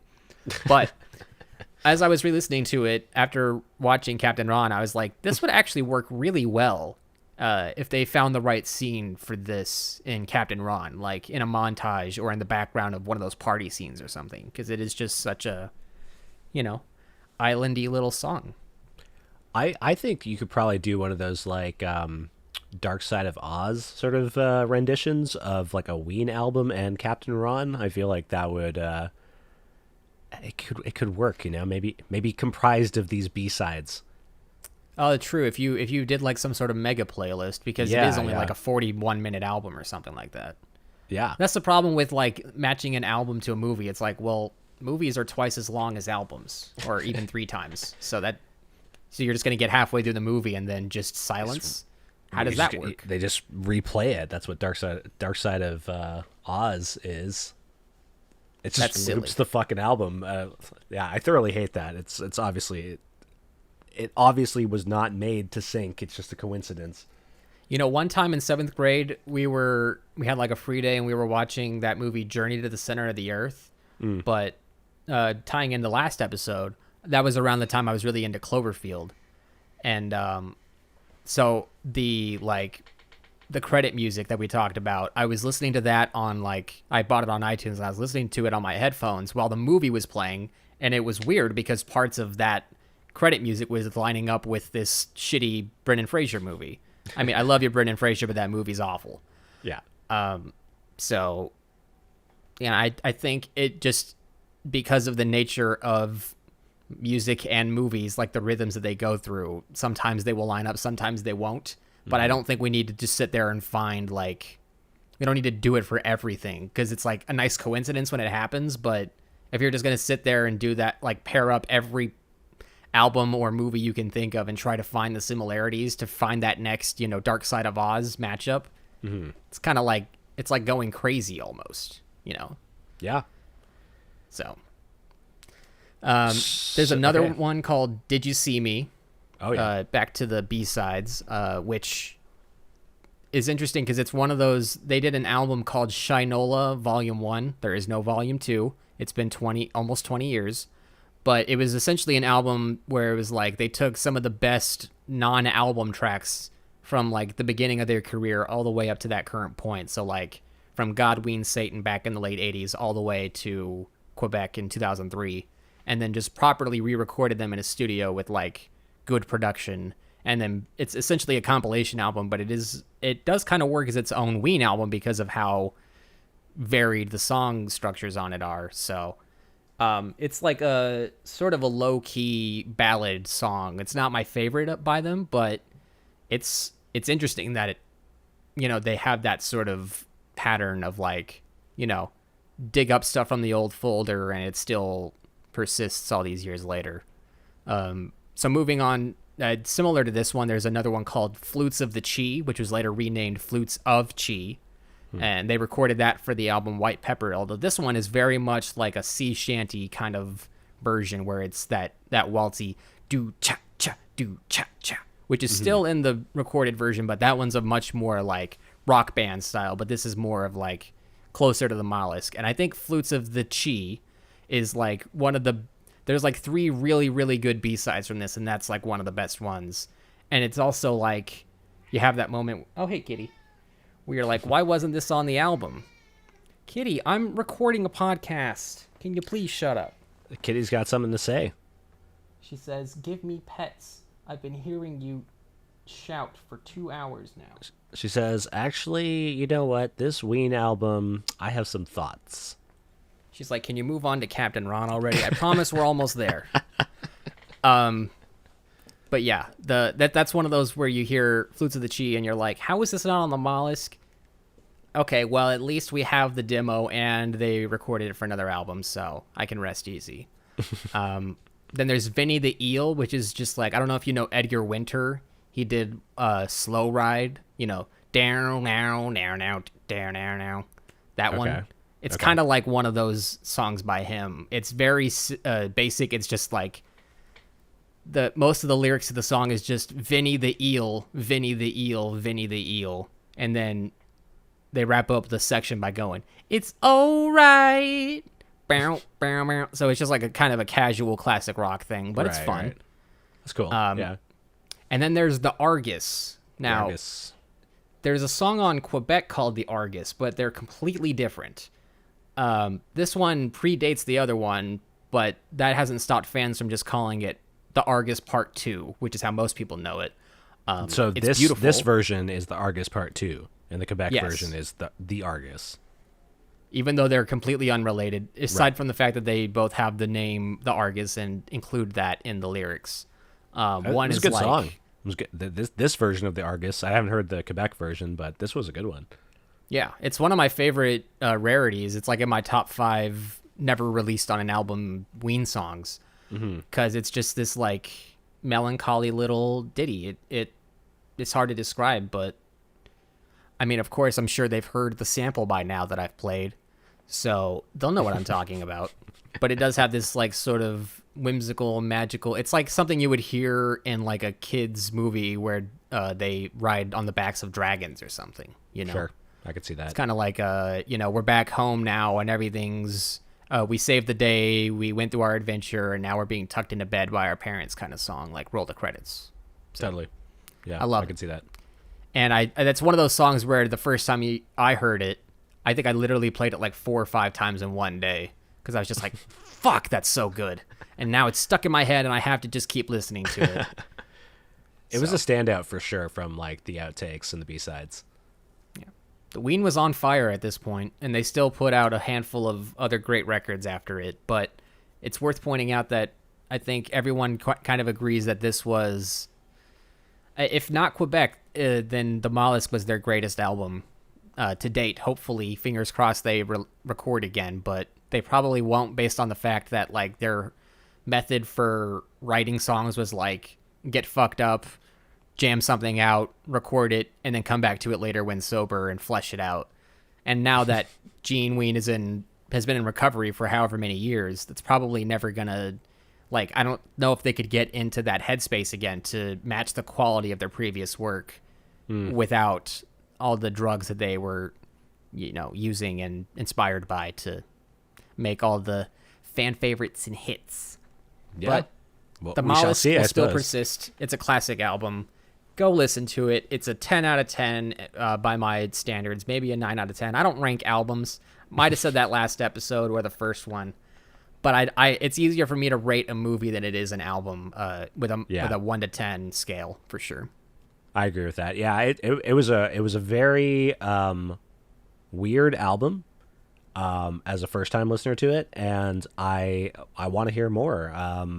I liked it a lot. It was, what it actually felt like a lot to me, and I have this kind of like in my notes here before we move on. I know everyone's just so ready Clamoring for that Captain Ron discussion. Captain Ron.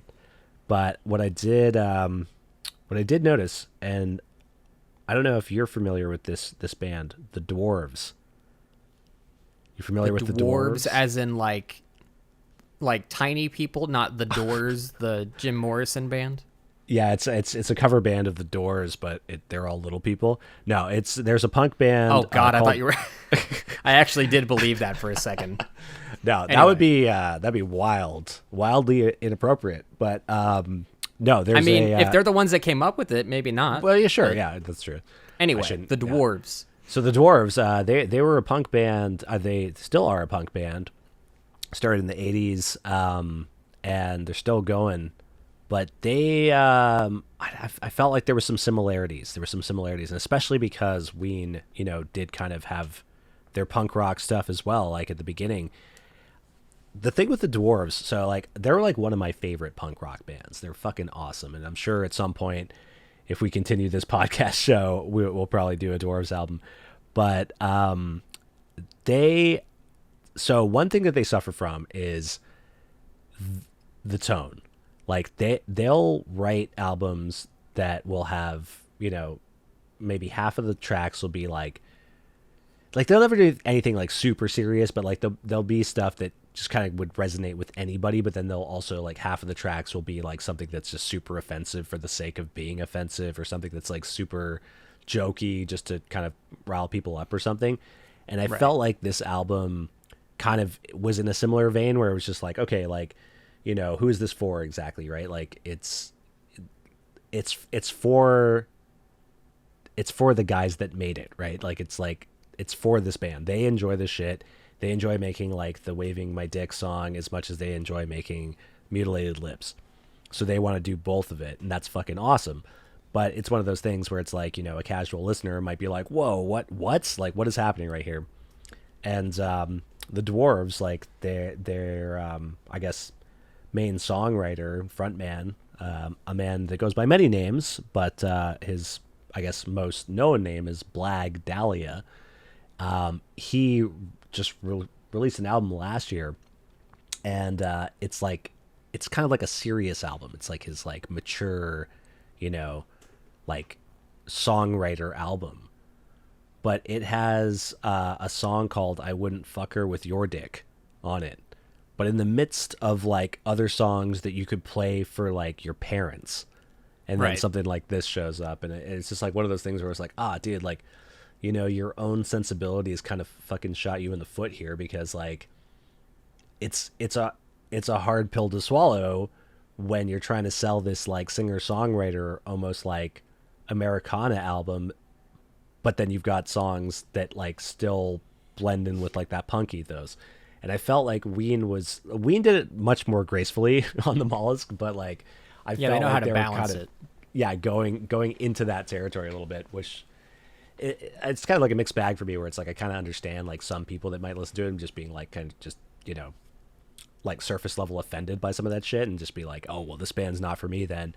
But I also get like the side of it where it's like a band that came from like a punk kind of like beginning, and then making an album that's kind of easier, like more accessible to mainstream audiences, but then still kind of like maintaining some of that kind of fuck you energy on it is fantastic. And I always applaud that. So, Well, I think it's funny that you mentioned like songs that you would show your parents, because when it comes to Ween, I actually had to make a playlist because I like to get let my parents know what I'm interested in and maybe see if they can get on the same page. So with Ween, it was like I had to make a playlist specifically called Ween for Moms, and then just didn't include any of the songs that could be like vulgar or offensive. Like obviously my mom's not a child, Right. but she doesn't want to necessarily hear a pirate swearing about fucking and all this other stuff in the span of a Ween album. But also, kind of going to what you were saying about the Dwarves, I think a misconception people have with Ween kind of ties into, originally we were going to talk about Basketball instead of Captain Ron, but right. there was a connection with like the Trey and Matt and the Ween like sensibilities and the sense of humor, is that I think like how South Park doesn't go out of their way to be offensive, they just naturally are offensive. Ween, I don't think, goes out of their way to be weird. They just are weird. And of course, when they're high on whatever, it sort of is easy. It comes out easier. So I think a lot of people have like, oh, they're just like a joke weird band. They don't really take it seriously. It's like, fucking listen to Quebec and tell me they're a joke band. That shit will pull your heart out of your ass with how sad some of it is. So, I think if people have been reluctant to give Ween a chance, I think the Mollusk is like, it will typically be like the focal point of like taste. If you listen to this and you don't like it, then Ween's probably not for you. But I think you'll have more success with using it as a gateway drug to the band than other albums. Maybe Quebec, but yeah, I think this is like the ideal. Like I said, it's like Merriweather Post Pavilion. It's like when I tell people I'm into a band and they want a recommendation, or I just feel like giving one, it's going to be the Mollusk every single time. So, Do you feel like another comparison that I kind of had when I was listening to this, like kind of almost like reminds me a bit of a Beck album? I was going to say it reminds me of like the Beatles, which of course White Pepper, their album after this, was like directly inspired by the Beatles. But this is kind of like a Sgt. Pepper thing almost, where the genres are all over the place, but there is sort of this loose concept holding the whole thing together. Mm-hmm. Yeah, I kind of like, because some of like those early Beck albums, like, they'll like, what's the name of it? Like, Mutant or Mutated Things or something like that. I forgot which one. Mutilated Lips. No. There's I forget what it's called. So it's something to do with mutants, I'm sure. Do you remember what year it was? Let's see. It was like right before Sea Change. That was the album. Oh, it's just called Mutations. Mutations. There we go. That album it's like that jumps around from like fucking heart-wrenching shit that you would hear on like Sea Change to like just goofy shit that you'd like people know Beck for, you know? And it's like I felt a very similar kind of vibe with that. And it's like and Beck is a really good example of someone who's able to toggle between those different, you know, modes without really like losing listeners or it feeling like overly jolting or anything. And I felt like this album was similar in that sense, where it was just like, okay, like this is someone who's, you know, like these are people that have a collection of songs and like they don't necessarily totally match up, but like this is them, you know. And it's like you're getting this like Beck's always been It's like kinda that weird late 'cause- '90s sensibility, right? Exactly. You got like it's like Beck, Ween, Primus. They all have Yeah. this sort of similar like alternative style of not just music, but like there is like it's not exactly ironic, but it's not exactly completely serious either. Sensibility to it. So I think that was just going around, and you know, of course, all these guys are friends with each other. Like Primus and Ween did that South Park concert. Les Claypool considers the Mollusk one of the greatest all-time albums, and I don't know if Beck and Ween ever crossed paths, but they probably did at some point. There's a cover of Loser out there that's just like Macintalk, like just like it's like the one of the worst things you've ever heard, but it does have the lyrics of Loser. It's like, "In the time of chimpanzees, I was a monkey mutant in my..." It's like, I can't picture Ween ever doing this. Like, even in their weirdest place in life, this is just so like removed that it's almost like when people would put parody songs on LimeWire and put Weird Al in the title, and then years later he had to be like, "That wasn't me. I didn't say all those horribly offensive things. So sorry, that reggae song you heard is not about Bob Marley. It just sounds like Bob Marley." That's hilarious. Yeah. So, The Mollusk, everyone. It's a The great Mollusk. album. Listen to Check it. out The Mollusk. Check out Ween. Check out Steely Dan. We'll get to them one of these days. Of course. Okay. And so listen that, to Pandy Fackler for a Ween song that's a sort of a loose parody of Steely Dan. Anyway, all right. we talked about this album for an hour and a half, an hour 45. We got to talk about Captain Ron. Yeah, which leaves us 5 minutes to talk about Captain Ron, which is more than enough time. This was your recommendation for the record. Yeah. So this portion of the podcast is going to be like, I guess, me just defending this movie. But you know what? I have to give a little bit of credit where it's due, but like Mike Stoklas saw in Half in the Bag, I do have some things that I think you could have very easily corrected that would have made it a much better film. But anyway. Oh, for sure. I mean, like, this is not a good film by any stretch. I love this film. It's not. It has a good film. ending. It has a good ending. It makes me feel like they shot the ending first with a different director and then something happened. Or they shot everything else first with a shitty director and then fired him and hired a new director to shoot the ending, which is Right. why it's like the quality like spikes towards the end. It's quite different. Captain Ron, in a nutshell, is a goofy 90s comedy. I'm not totally sure that they make movies like this anymore. It's like somewhere... It's not full Zucker Brothers. It's a very middle of the road movie. Yeah, middle of the road movie. It's still like slapstick, like goofy gags left, right, and center. But just like... Well, I read something where they said they were kind of inspired, since this is a Touchstone Pictures, who is a subsidiary of Disney, yeah. movie. I remember reading something about how they said they were sort of inspired by like the 50s Disney comedies, like Cheaper by the Dozen or like Herbie the Love Bug and that kind of stuff, where there is like sort of a serious... It's not like completely goofy and wacky and over the top, but there is still a fair amount of comedy in it. Yeah, for sure. And that's... I think the connecting fiber with the Mollusk is that tonally it is it's a bit of a jumble. So Captain Ron, for those that haven't seen it, is about a guy and his family. The guy is played by Martin Short, playing, strangely, the straight man in a comedy. And unfortunately, that would have been an amazing And not alternate Jiminy reality Glick, movie. unfortunately. But Martin Short... Which I found out there's apparently a movie, an entire hour-and-a-half movie about Jiminy Glick. Yeah, Just running around doing I his remember shtick that. in I never saw around it, but different I celebrities. remember it coming out. So I'll have to check that one out. But he's very much the straight man, like no fat suit, just regular goes to show you paper how plate ass versatile an actor like Martin Short is. Well, can we just acknowledge that I apparently just looked this up today. Apparently, they were originally Right. planning the Yeah, and movie Kurt Russell to was gonna where be Martin Short was going to Marty, be Captain yeah. Ron, and Kurt Russell was going to be the father. But then they got drunk together Which- one night and decided, fuck it, let's just switch characters. Now, as far as the character of Captain Ron goes, great choice. He's fantastic. Kurt Russell kills it in this movie. He's great. He's like a stoner surfer guy who's also like the captain of a I don't even know what you call let's it. just go with- Is let's it just go like a with boat. mini yacht? Is it go with boat. Is it just a boat with an engine? I mean, if Yeah, it's if just a the boat. movie had been made with that role reversal, it would have been fucking terrible. I think. Like Kurt Russell absolutely Yes. kills this role. Like,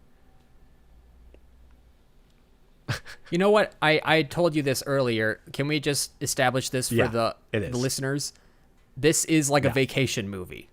Like the National Lampoon's Vacation series. This is a vacation movie that does not star Chevy Chase and Beverly D'Angelo. It should have. It would have made a whole lot more sense. And Oh, apparently really? the script was That's so written funny. with Chevy Chase in mind for the main role. So when you watch the movie, you're like, why isn't this Chevy Chase? It's like, well, because he's That's 6'5" and he interesting. I looked feel really like- I big don't on know, that tiny fucking boat. this movie, I've like I saw this when I was like a kid, so I can't imagine it really any other way. Like I love Chevy Chase, but like I can't picture this as anybody else than who is in the movie. I think like Martin Short, for what it is, I think he does a great job. But it is Kurt Russell, as you mentioned, that carries this movie. To just kind of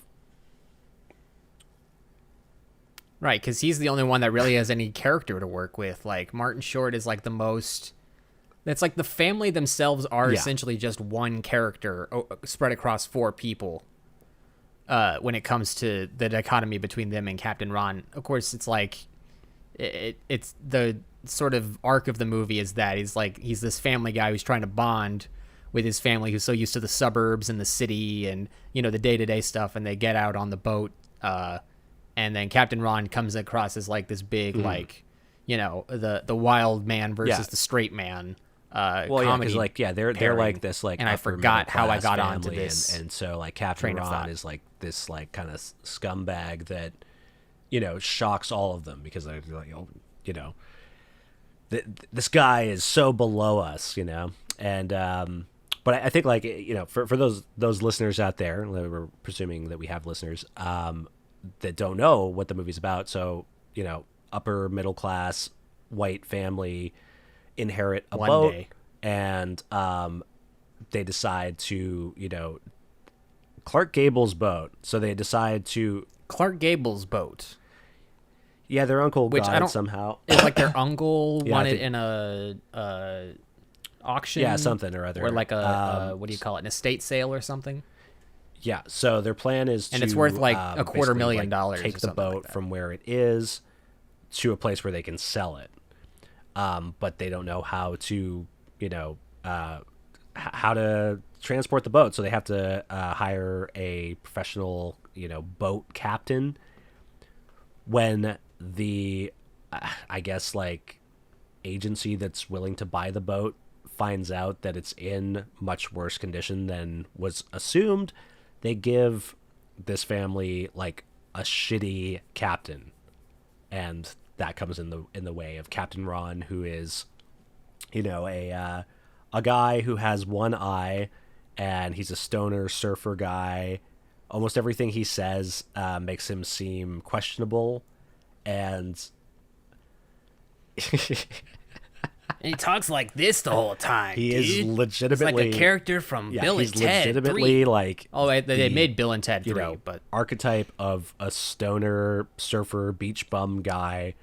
But he looks exactly like Snake Plissken. But he looks He's like got, Snake the long Plissken minus hair the scars. and the eye patch. Yeah, it's The long which hair I and the don't exact think is a eye coincidence. covered by the eye I, patch. Yeah. I mentioned to Greg before this podcast, I'd like to assume that this is all part of the same universe. It's just another. Maybe it almost was. Because John Carpenter was almost called in to direct this movie because That's Kurt fucking Russell was crazy. cast Like, in the if lead. And this is pre-Escape John from LA. Carpenter directed Captain Ron. I think that Captain Yeah. Ron would probably be like the biggest cult movie of all time. Oh, yeah. It would be Yeah, much more John revered Carp- if it was like from the twisted mind of John Carpenter. Well, maybe not that because it's a family comedy. But he said that he would have said yes, but mostly for the excuse to shoot in the Caribbean. And let me just say, as someone who's worked on a movie set before, but thankfully not on a boat, that sounds like hell. I would never want to shoot on a boat because you never are on solid ground. It's constantly moving and swaying, and I feel like I would get seasick Could so happen. fast. I'm not known to get seasick, but like, man, I don't know how many hours you have to spend on Well, a boat. that's a cool thing about but this I movie feel is like that like it pretty quickly it would legitimately. happen. I mean, I'm sure there's like a couple scenes where they faked it, but it legitimately looks like it's all fucking shot on a moving boat in the middle of the ocean. Right. Well, it's like the bit where the wife is climbing the flimsy little plank to get onto the boat for the first time, and you can. It's like, in my mind's eye, I'm like, okay, there's a handful of PAs on a smaller boat on the opposite side of the boat that are just pushing it, and that's why it's Yeah. swaying so much. Like, I don't think they naturally Yeah, were for able sure. to accomplish that. But or a like lot of the pulling stuff it with like ropes or in the something. ocean, and even like when there's like scenes where they're like, where they have to get off the boat and get to the island, they're like wading through the water. I'm like, this is legitimate. Like they're, it's probably really fucking hot. Well, I think there's also a difference between a boat being docked and just swaying in place and a boat sailing on the ocean Yeah. and maybe only swaying when there's like a big wave or something. So, but I will say it's like Cloverfield at first because you like go from everything's locked down and not handheld at all on when they're in the suburbs, and then you get onto the boat and like your brain has to get used to the swaying of it so you don't get. I did get slightly disoriented when they first got on the boat, and maybe that was intentionally the artistic I think decision, it's probably the latter, or maybe it but, was just the nature yeah, of shooting on a it's, fucking boat. I mean, Yeah, let's not give this movie too much credit. I mentioned to you, it seems Yeah, like the yeah, script for was sure. written Like, in a weekend. I'm and you not said- you going were like, to, yeah, if that. even though I like this movie a lot, and I watched it, and I fully acknowledge that nostalgia is a big factor for me with this movie because I did watch it when I was a youngin, and it's come up a bunch of times in my life, but. You probably saw this movie the year it came out when I wasn't I don't know if I saw a this movie when it sperm came cell. out, but I saw this movie definitely like somewhere in the like mid to early 90s. Yeah. Oh, you were only 4 or 5 when it came out, so yeah, probably not. You probably didn't see the movie with boobs, underage drinking, cigarette smoking. So and I can tell you for very a fact, blatant Greg, use that, of the F word. when I did see it, I when did you see were the 4 or TV 5. version, which included the drinking, the underage drinking and cigarette smoking, but not the boobs and not the we're all fucked line. Is that or we're all gonna fucking die? I think is what he says. Yeah, Right. those parts were a shock to me later Yeah. in life when I ended up like buying it on Blu-ray and not even Blu-ray. I don't know if they ever released a Blu-ray on DVD, and Yeah. which is odd because there's a Well, lot it's of not other on Disney questionable Plus, stuff I can on tell you there, that but, much. Well, they did edit out Daryl Hannah's titty in oh, really? whatever that mermaid movie was. I can't remember Well, the name of it. I mean, I guess that's fair, but yeah, Captain Ron. I mean, that was like. It makes sense that they cut out the shower scene, though, because it is very much just like a slapstick comedy scene and doesn't really add anything to the plot. To me, is it just like to me it felt we're gonna like, do all these boat seeing gags Mary Kay Place's for like 30 boobs minutes. in that scene. Like, felt to me an awful lot like, are you sure you're not going to see my boobs in this scene? Well, no, you're pressed so close together. We have the thing from overhead. You won't see it. There's no way. You're sure. You're sure. Well, here's the thing with that is that I didn't know what Martin Short had going on in terms of pecs. And so I thought maybe at first, because I didn't realize she was a member of the itty bitty titty committee, that maybe he had some weird saggy nips, and that's what we were seeing. But nope, those are female nips in a PG-13 movie that should be like PG. It's such an odd. Yeah, it's obviously contradiction of a movie. It shouldn't be exclusively for adults. Like it's a goofy family movie. Like it's about a family. So it's like it makes no sense to have that stuff in there. So I remember like seeing it when I had it like I think I bought it on DVD and like showed somebody else. Oh man, you got to see this movie Captain Ron. Like I watched it when I was a kid. It's fucking hilarious. And, like showed it to somebody and they're like, what the fuck? And I was like, what? I was like, I don't remember there being boobs in this movie, and I don't remember him like saying fuck. But the fuck thing was okay. Like it was the boobs. It was like really just like, oh, this is like 100% unnecessary. But I do think. Yeah, when that happens, you're like, whoa, this movie is not going the direction I thought it was going to. But then again, it doesn't linger on it very long. Yes. If anything, the daughter is more sexualized than the wife in this movie. The wife is sexualized by Captain Ron a lot. And thank God, like, he doesn't sexualize the daughter much. Like, there's that initial misunderstanding. Well, with the video camera, he does a little bit with the video camera, but not hers. I rewatched this movie the other day. They are initially, but both butts are in the shot. He does zoom in on the wife's butt. He zooms into butt. The wife's, and then. But it is a little bit of a Kevin Smith thankful for that because Yoga Hosers moment. Knowing that this is an early '90s movies, it could have gone either way, and it's like one of those movies where when I was like showing it to people, my wife included, in more like recent years, I was like, oh shit, is this going to be like one of those, comedies that I liked in the '90s?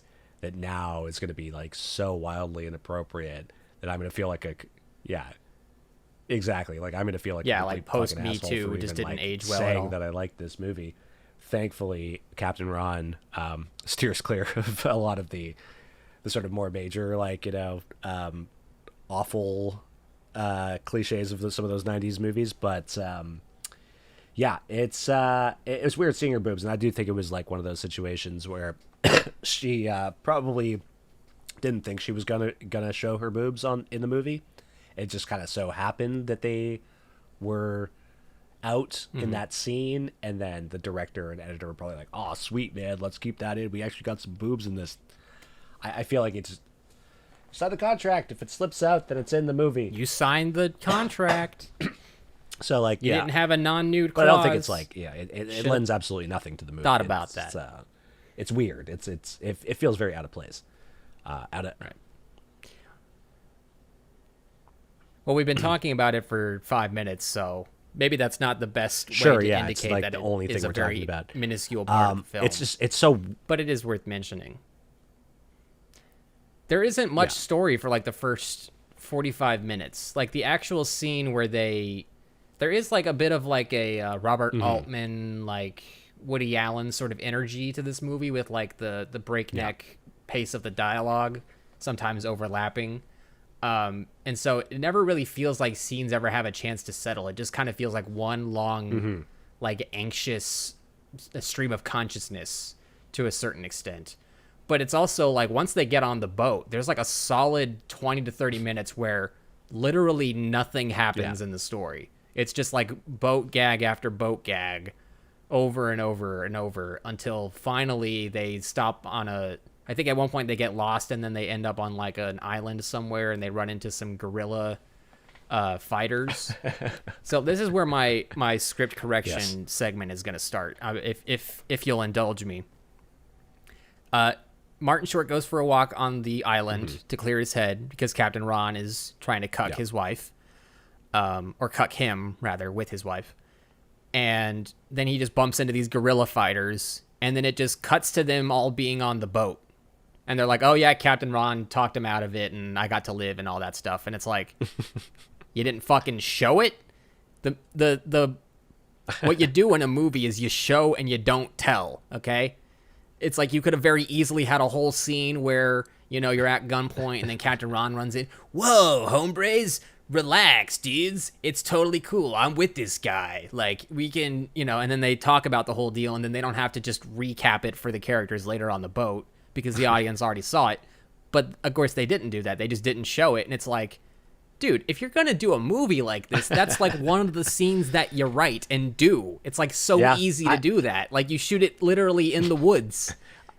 You don't even have to leave land. Like, it's like, it's kind of mind-numbing how they just didn't think of that. It's like, maybe I'm so used to modern movie standards, but it's like, if you're gonna, that's like any movie would do that. I see scene, both sides of that coin though, because it's like, and it's like I do agree with you, like that. It feels like it. Actually, you know what? Let me finish that point, because I think there's a scene where it does work. The cut actually works to serve the plot and comedy at the same time, and it's towards the end when the pirates catch up to them, they steal their boat, and then it just cuts to them on like a emergency raft in the middle of the ocean. Fine, great. We don't need to see the pirates pillaging the ship and, the scared wife and daughter and all that. You just cut right to them in the raft and your brain fills in everything. That's a good cut. Cutting out the whole gorilla scene is not a good cut, because it's like, no, we want to see that. It's the fish out of water thing where there's this white upper middle class guy dealing with these, poor guerrilla fighters that are stranded on this island. Like, that is comedy. You're making a comedy movie. Do the most obvious thing besides, oh, we're in the shower and the mop fell on the door handle and now the water's filling up and we dropped the washcloth down the drain, and like all these silly little gags. And it's like, okay, but you have the opportunity to have an entire scene that advances the plot and is comedically entertaining, and they just didn't do it. So again, it makes me wonder if there's like some sort of director mix-up that just wasn't reported in the commentary or trivia or whatever, that stuff like that got just left out, when it's like, you could so very easily make this a better movie and it wouldn't be so yeah, I mean, negatively received by critics, And so my other thing I want to get to is just the family themselves. I think if you actually fleshed out the family individually, like gave each individual family member their own arc. Of course, I think Harvey is the only, his name is Martin Harvey. Yeah. His name is Martin Short in real life and Martin Harvey in the movie. So Martin has his arc, which is he doesn't like Captain Ron and he wants his family to stay together and, everyone have a good time and all that. So he's fine. I mean, of course, they could give him more to work with, but as far as having the bare minimum of a character arc, they fulfill that. The other three members of the family, the mom, the daughter, and the son, are all basically the same person, except they have like very slight personality differences that I feel like if you just added a little more to each character to differentiate them or to like make them their own person, that it would have worked better. Like the daughter's whole thing, right, is that the first time we see her, she's come home with this like scumbag punk rock guy, and she's like, guess what, guys, we just got engaged. And that's like the joke that the wife was like, I don't know why we would ever be able to convince her or any one of us to go out in the middle of the ocean and spend time away from everyone we know. And then the joke is, oh, our daughter's engaged. Hard cut to us out on the pier going to get on the boat for the first time. But they don't really do anything with that. Like, she gets a tattoo off camera and she's partying with this like foreign guy. And so here's my idea.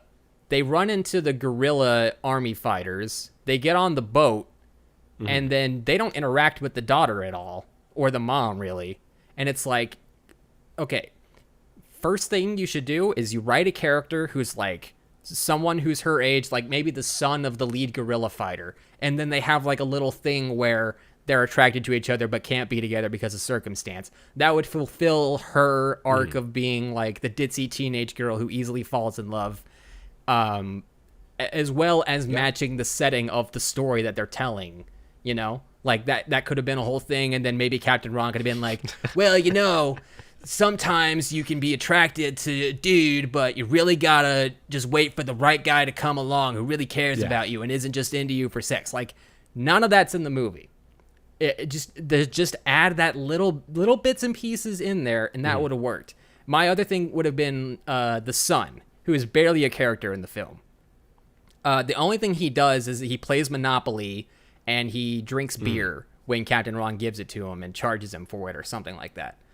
But he doesn't really do anything in the rest of the movie. And so I'm like, okay, he's like a little kid with spiky hair in the 90s. Maybe he's like, oh, I want to be a pirate when I grow up. That's badass and cool. And like Captain Ron could be like that way to like, oh, he's being tempted by this like fantasy life that doesn't exist, because you look at Captain Ron, he's a fucking loser who probably doesn't pay taxes and stuff like that. So like you could use Captain Ron as like his way to both admire the thing and then have the arc of going from being like, wow, this is cool, to like, oh, I don't want anything to do with being a pirate, because then, you know, you get into all this stuff and, you know, your life's in danger and all this, which I guess is implied in the ending when they're on the chase on both land and sea. But it's like, again, he doesn't really have any of that himself as a character. He is just the son. He's the 8-year-old kid and there's nothing else to him. And then the wife, I don't even really know. I guess her arc is fine as it is, with the whole like teasing thing with Ron trying to like, you know, putting his arms around her. And then at the end when they save the day and everything, he just like straight up French kisses her in front of the husband. And then they're just like, okay, fine, let's move on. So yeah, it's just like these little basic ingredients that could have very easily fixed this movie. When I'm watching it, just stand out to me. And it was like most bad movies, or, you know, quote unquote bad movies, when I watch them, I don't often have that sort of like, you know, eureka moment, but that just stuck out to me when watching this movie. It was just like, you just add these little pieces and it would have probably made its budget back. Yeah, I don't even think it did. I think it was like $5 million I agree. Budget in box office. No, I definitely agree with everything you said there. Well. That would have made a better movie, for sure. I think, like, you know, like I said before, it's difficult for me because, like, you know, it comes out of a place of nostalgia for me and everything. But for me, like, the movie is like, in a weird way, it's a character study of like Captain Ron. It's just this kind of goofy stoner character that I personally find hilarious to just witness. I think that, like, in terms of character arcs from the family, it's like, yeah, that would have fleshed out the movie more, but I think for what it is, like, would the movie be good no matter what? Like, I think it's kind of like one of those almost dispensable movies where it's like, you know, or disposable movies where it's like, you've got a very just like, okay, we have a goofy character. And it's like, there's not many comedies, I think, that are made these days where it's just like, you got this goofy guy and that's it. You know, like, the screenwriter goes to the studio. What's this movie? It's just, we got this guy. He's like, you know, like, he's just goofy and like everyone's got to deal with that. Oh, it's fantastic. All right, here's, you know, however many $1 million you need. Right, he's the wild man, and the family man is the straight man, and it's the basic exactly. comedy, it's like, you know, juxtaposition, dichotomy, what have you. Yeah.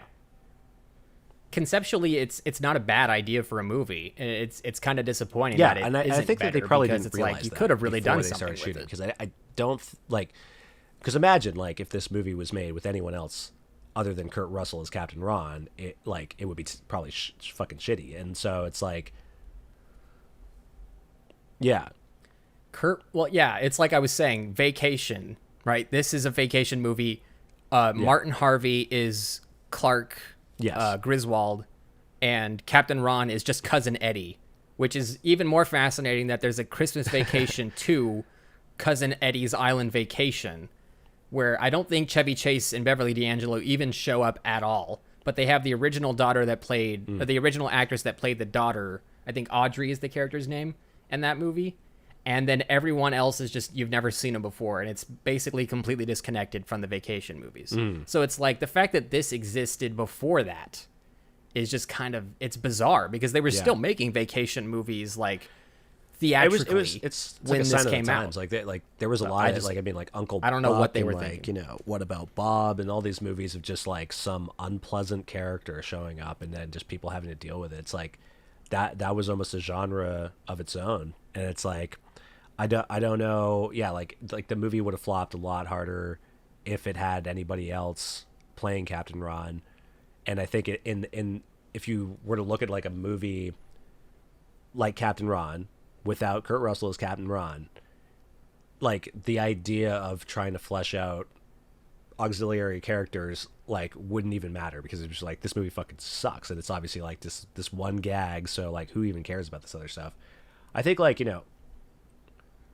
100%. And Well, he definitely when carries it the comes whole to- movie on his back for sure. Yeah. Even when he's not in it, for a fact you're going to see him again. Characters like So, the son it's and worth stuff, sitting through. like it's a pretty obvious, like, Simon Birch meets like the kid from Jerry Maguire meets like Bart Simpson sort of, kind of archetype. Actually, I think the kid from Jerry Maguire and Simon Birch are the same kid. I might be mistaken, but they look like the same kid. I'm going to believe you because I've wow. seen Well, neither of them. I have not been shown We might the have money. to do a Jerry Maguire episode, because Yeah. I'll tell you right now, it's not a good movie, but there's a lot to be said about that movie.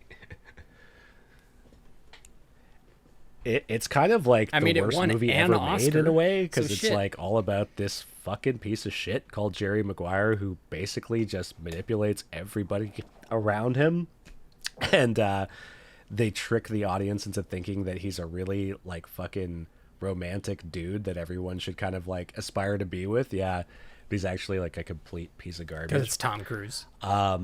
But anywho, with Captain Ron, yeah, I think like definitely there could have been some amendments that would have made the movie like a better, movie. But I think for like this kind of just slapstick character study of like, I kind of look at it almost like, when you get like a celebrity guest on like SNL or something, and they're playing some character, and you're like, oh, this is funny seeing them in this new light or whatever, right? It's like, it's like a movie. It's like if a skit from SNL worked great on the night, and then Lorne Michaels was like, I'm going to put $25 million exactly. That's what towards Captain Ron making would be, this and an it's hour like- and a half. I long. don't hate it, because it's like I feel like personally the stakes are low, and it's one of those movies where, like I'll watch it and I'm just laughing at how, like, kind of how ridiculous this character is and how well Kurt Russell's playing that character. Captain Ron, honestly, like if Captain Ron was a real person, I think like me and Captain Ron would get along real well. I could see making a friend of that guy. No. Oh, for sure. Well, like the I thing wouldn't is, want though, to be is on a he's boat actually with pretty him, but I would decent totally boat hang captain out as well. on It's just land. the perception of him being so Right. aloof all the time makes people constantly question his actual abilities, but he demonstrates again and again that he's actually pretty competent as a boat captain. And it's like, yeah, but he also gives like Martin Short's character the room he needs Yes, to prove and that- himself as his own, alpha Yes. male head of the family. Which is, I think, why the ending really works is because he fakes, like Captain Ron fakes a broken leg, so that Martin Short will, step up and save the day. Even though behind the scenes, Kurt Russell's calling in or Captain Ron's calling in the U.S. Coast Guard over the radio to actually save the day. But it's like the fact that the dad took charge and became the captain. It all works. I think from the moment that Captain Ron shows back up when they're on land after they fire him and all that, when they're in Cuba or whatever, to the end of the movie is like great. I wouldn't change a thing about it. I think it all works really well. And dude, I'm gonna shit my Captain fucking Ron pants. has that We gotta effect wrap on this people. up. Yeah, I don't think there's much. Yeah, I will say there's one joke that really made me laugh in the movie, and that's when he saves them in the car, and he's like, "We gotta hurry before the police show up. Grand Theft Auto is a biggie around these parts." I was like, okay, that's funny. And then the gag where the guys are chasing him in that big truck, and then they had to keep doing the 3-point turns just to turn the tight corners in the little Cuban town. I was like, this is I great. feel like there's a lot of like I little, wish like, the rest of the one-liners movie that had been Captain this Ron will good. make that just make me chuckle, even if they're not necessarily funny. Just the delivery that Kurt Russell, has. Yeah.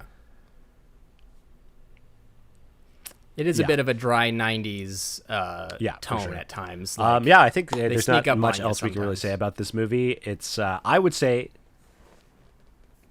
yeah, I gave it a 5 out of 10, where it's like, there are some things you could fix that would make as a it goofy like a like classic stoner in comedy, my eyes, but it just doesn't hit that level. It ranks pretty high for me. Like if you have nothing to do, you don't want to watch a movie that's gonna like involve any serious thought, watch Captain Ron, get stoned, have like 6 to 12 beers, and I'm sure you'll find something kind of funny about it.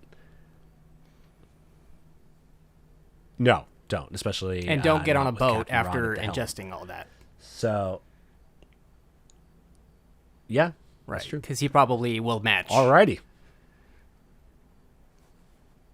All right. Well, I would still recommend it at least for the last half hour. Maybe if you have Yeah. the ability to watch it like 1.5 speed, then that'll work. But yeah, I won't say I was disappointed that you Yeah, recommended it. I'd say it's worth like, the I'm glad watch. I've seen It's it now. it's goofy, it's stupid, it's Captain Ron. right, well- check it out. Yep.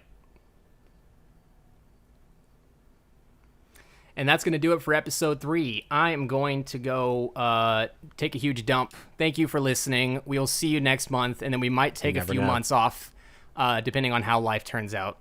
But that's it. Thanks for listening to A Musician and a Filmmaker. We'll see you next time. Adios, amigos.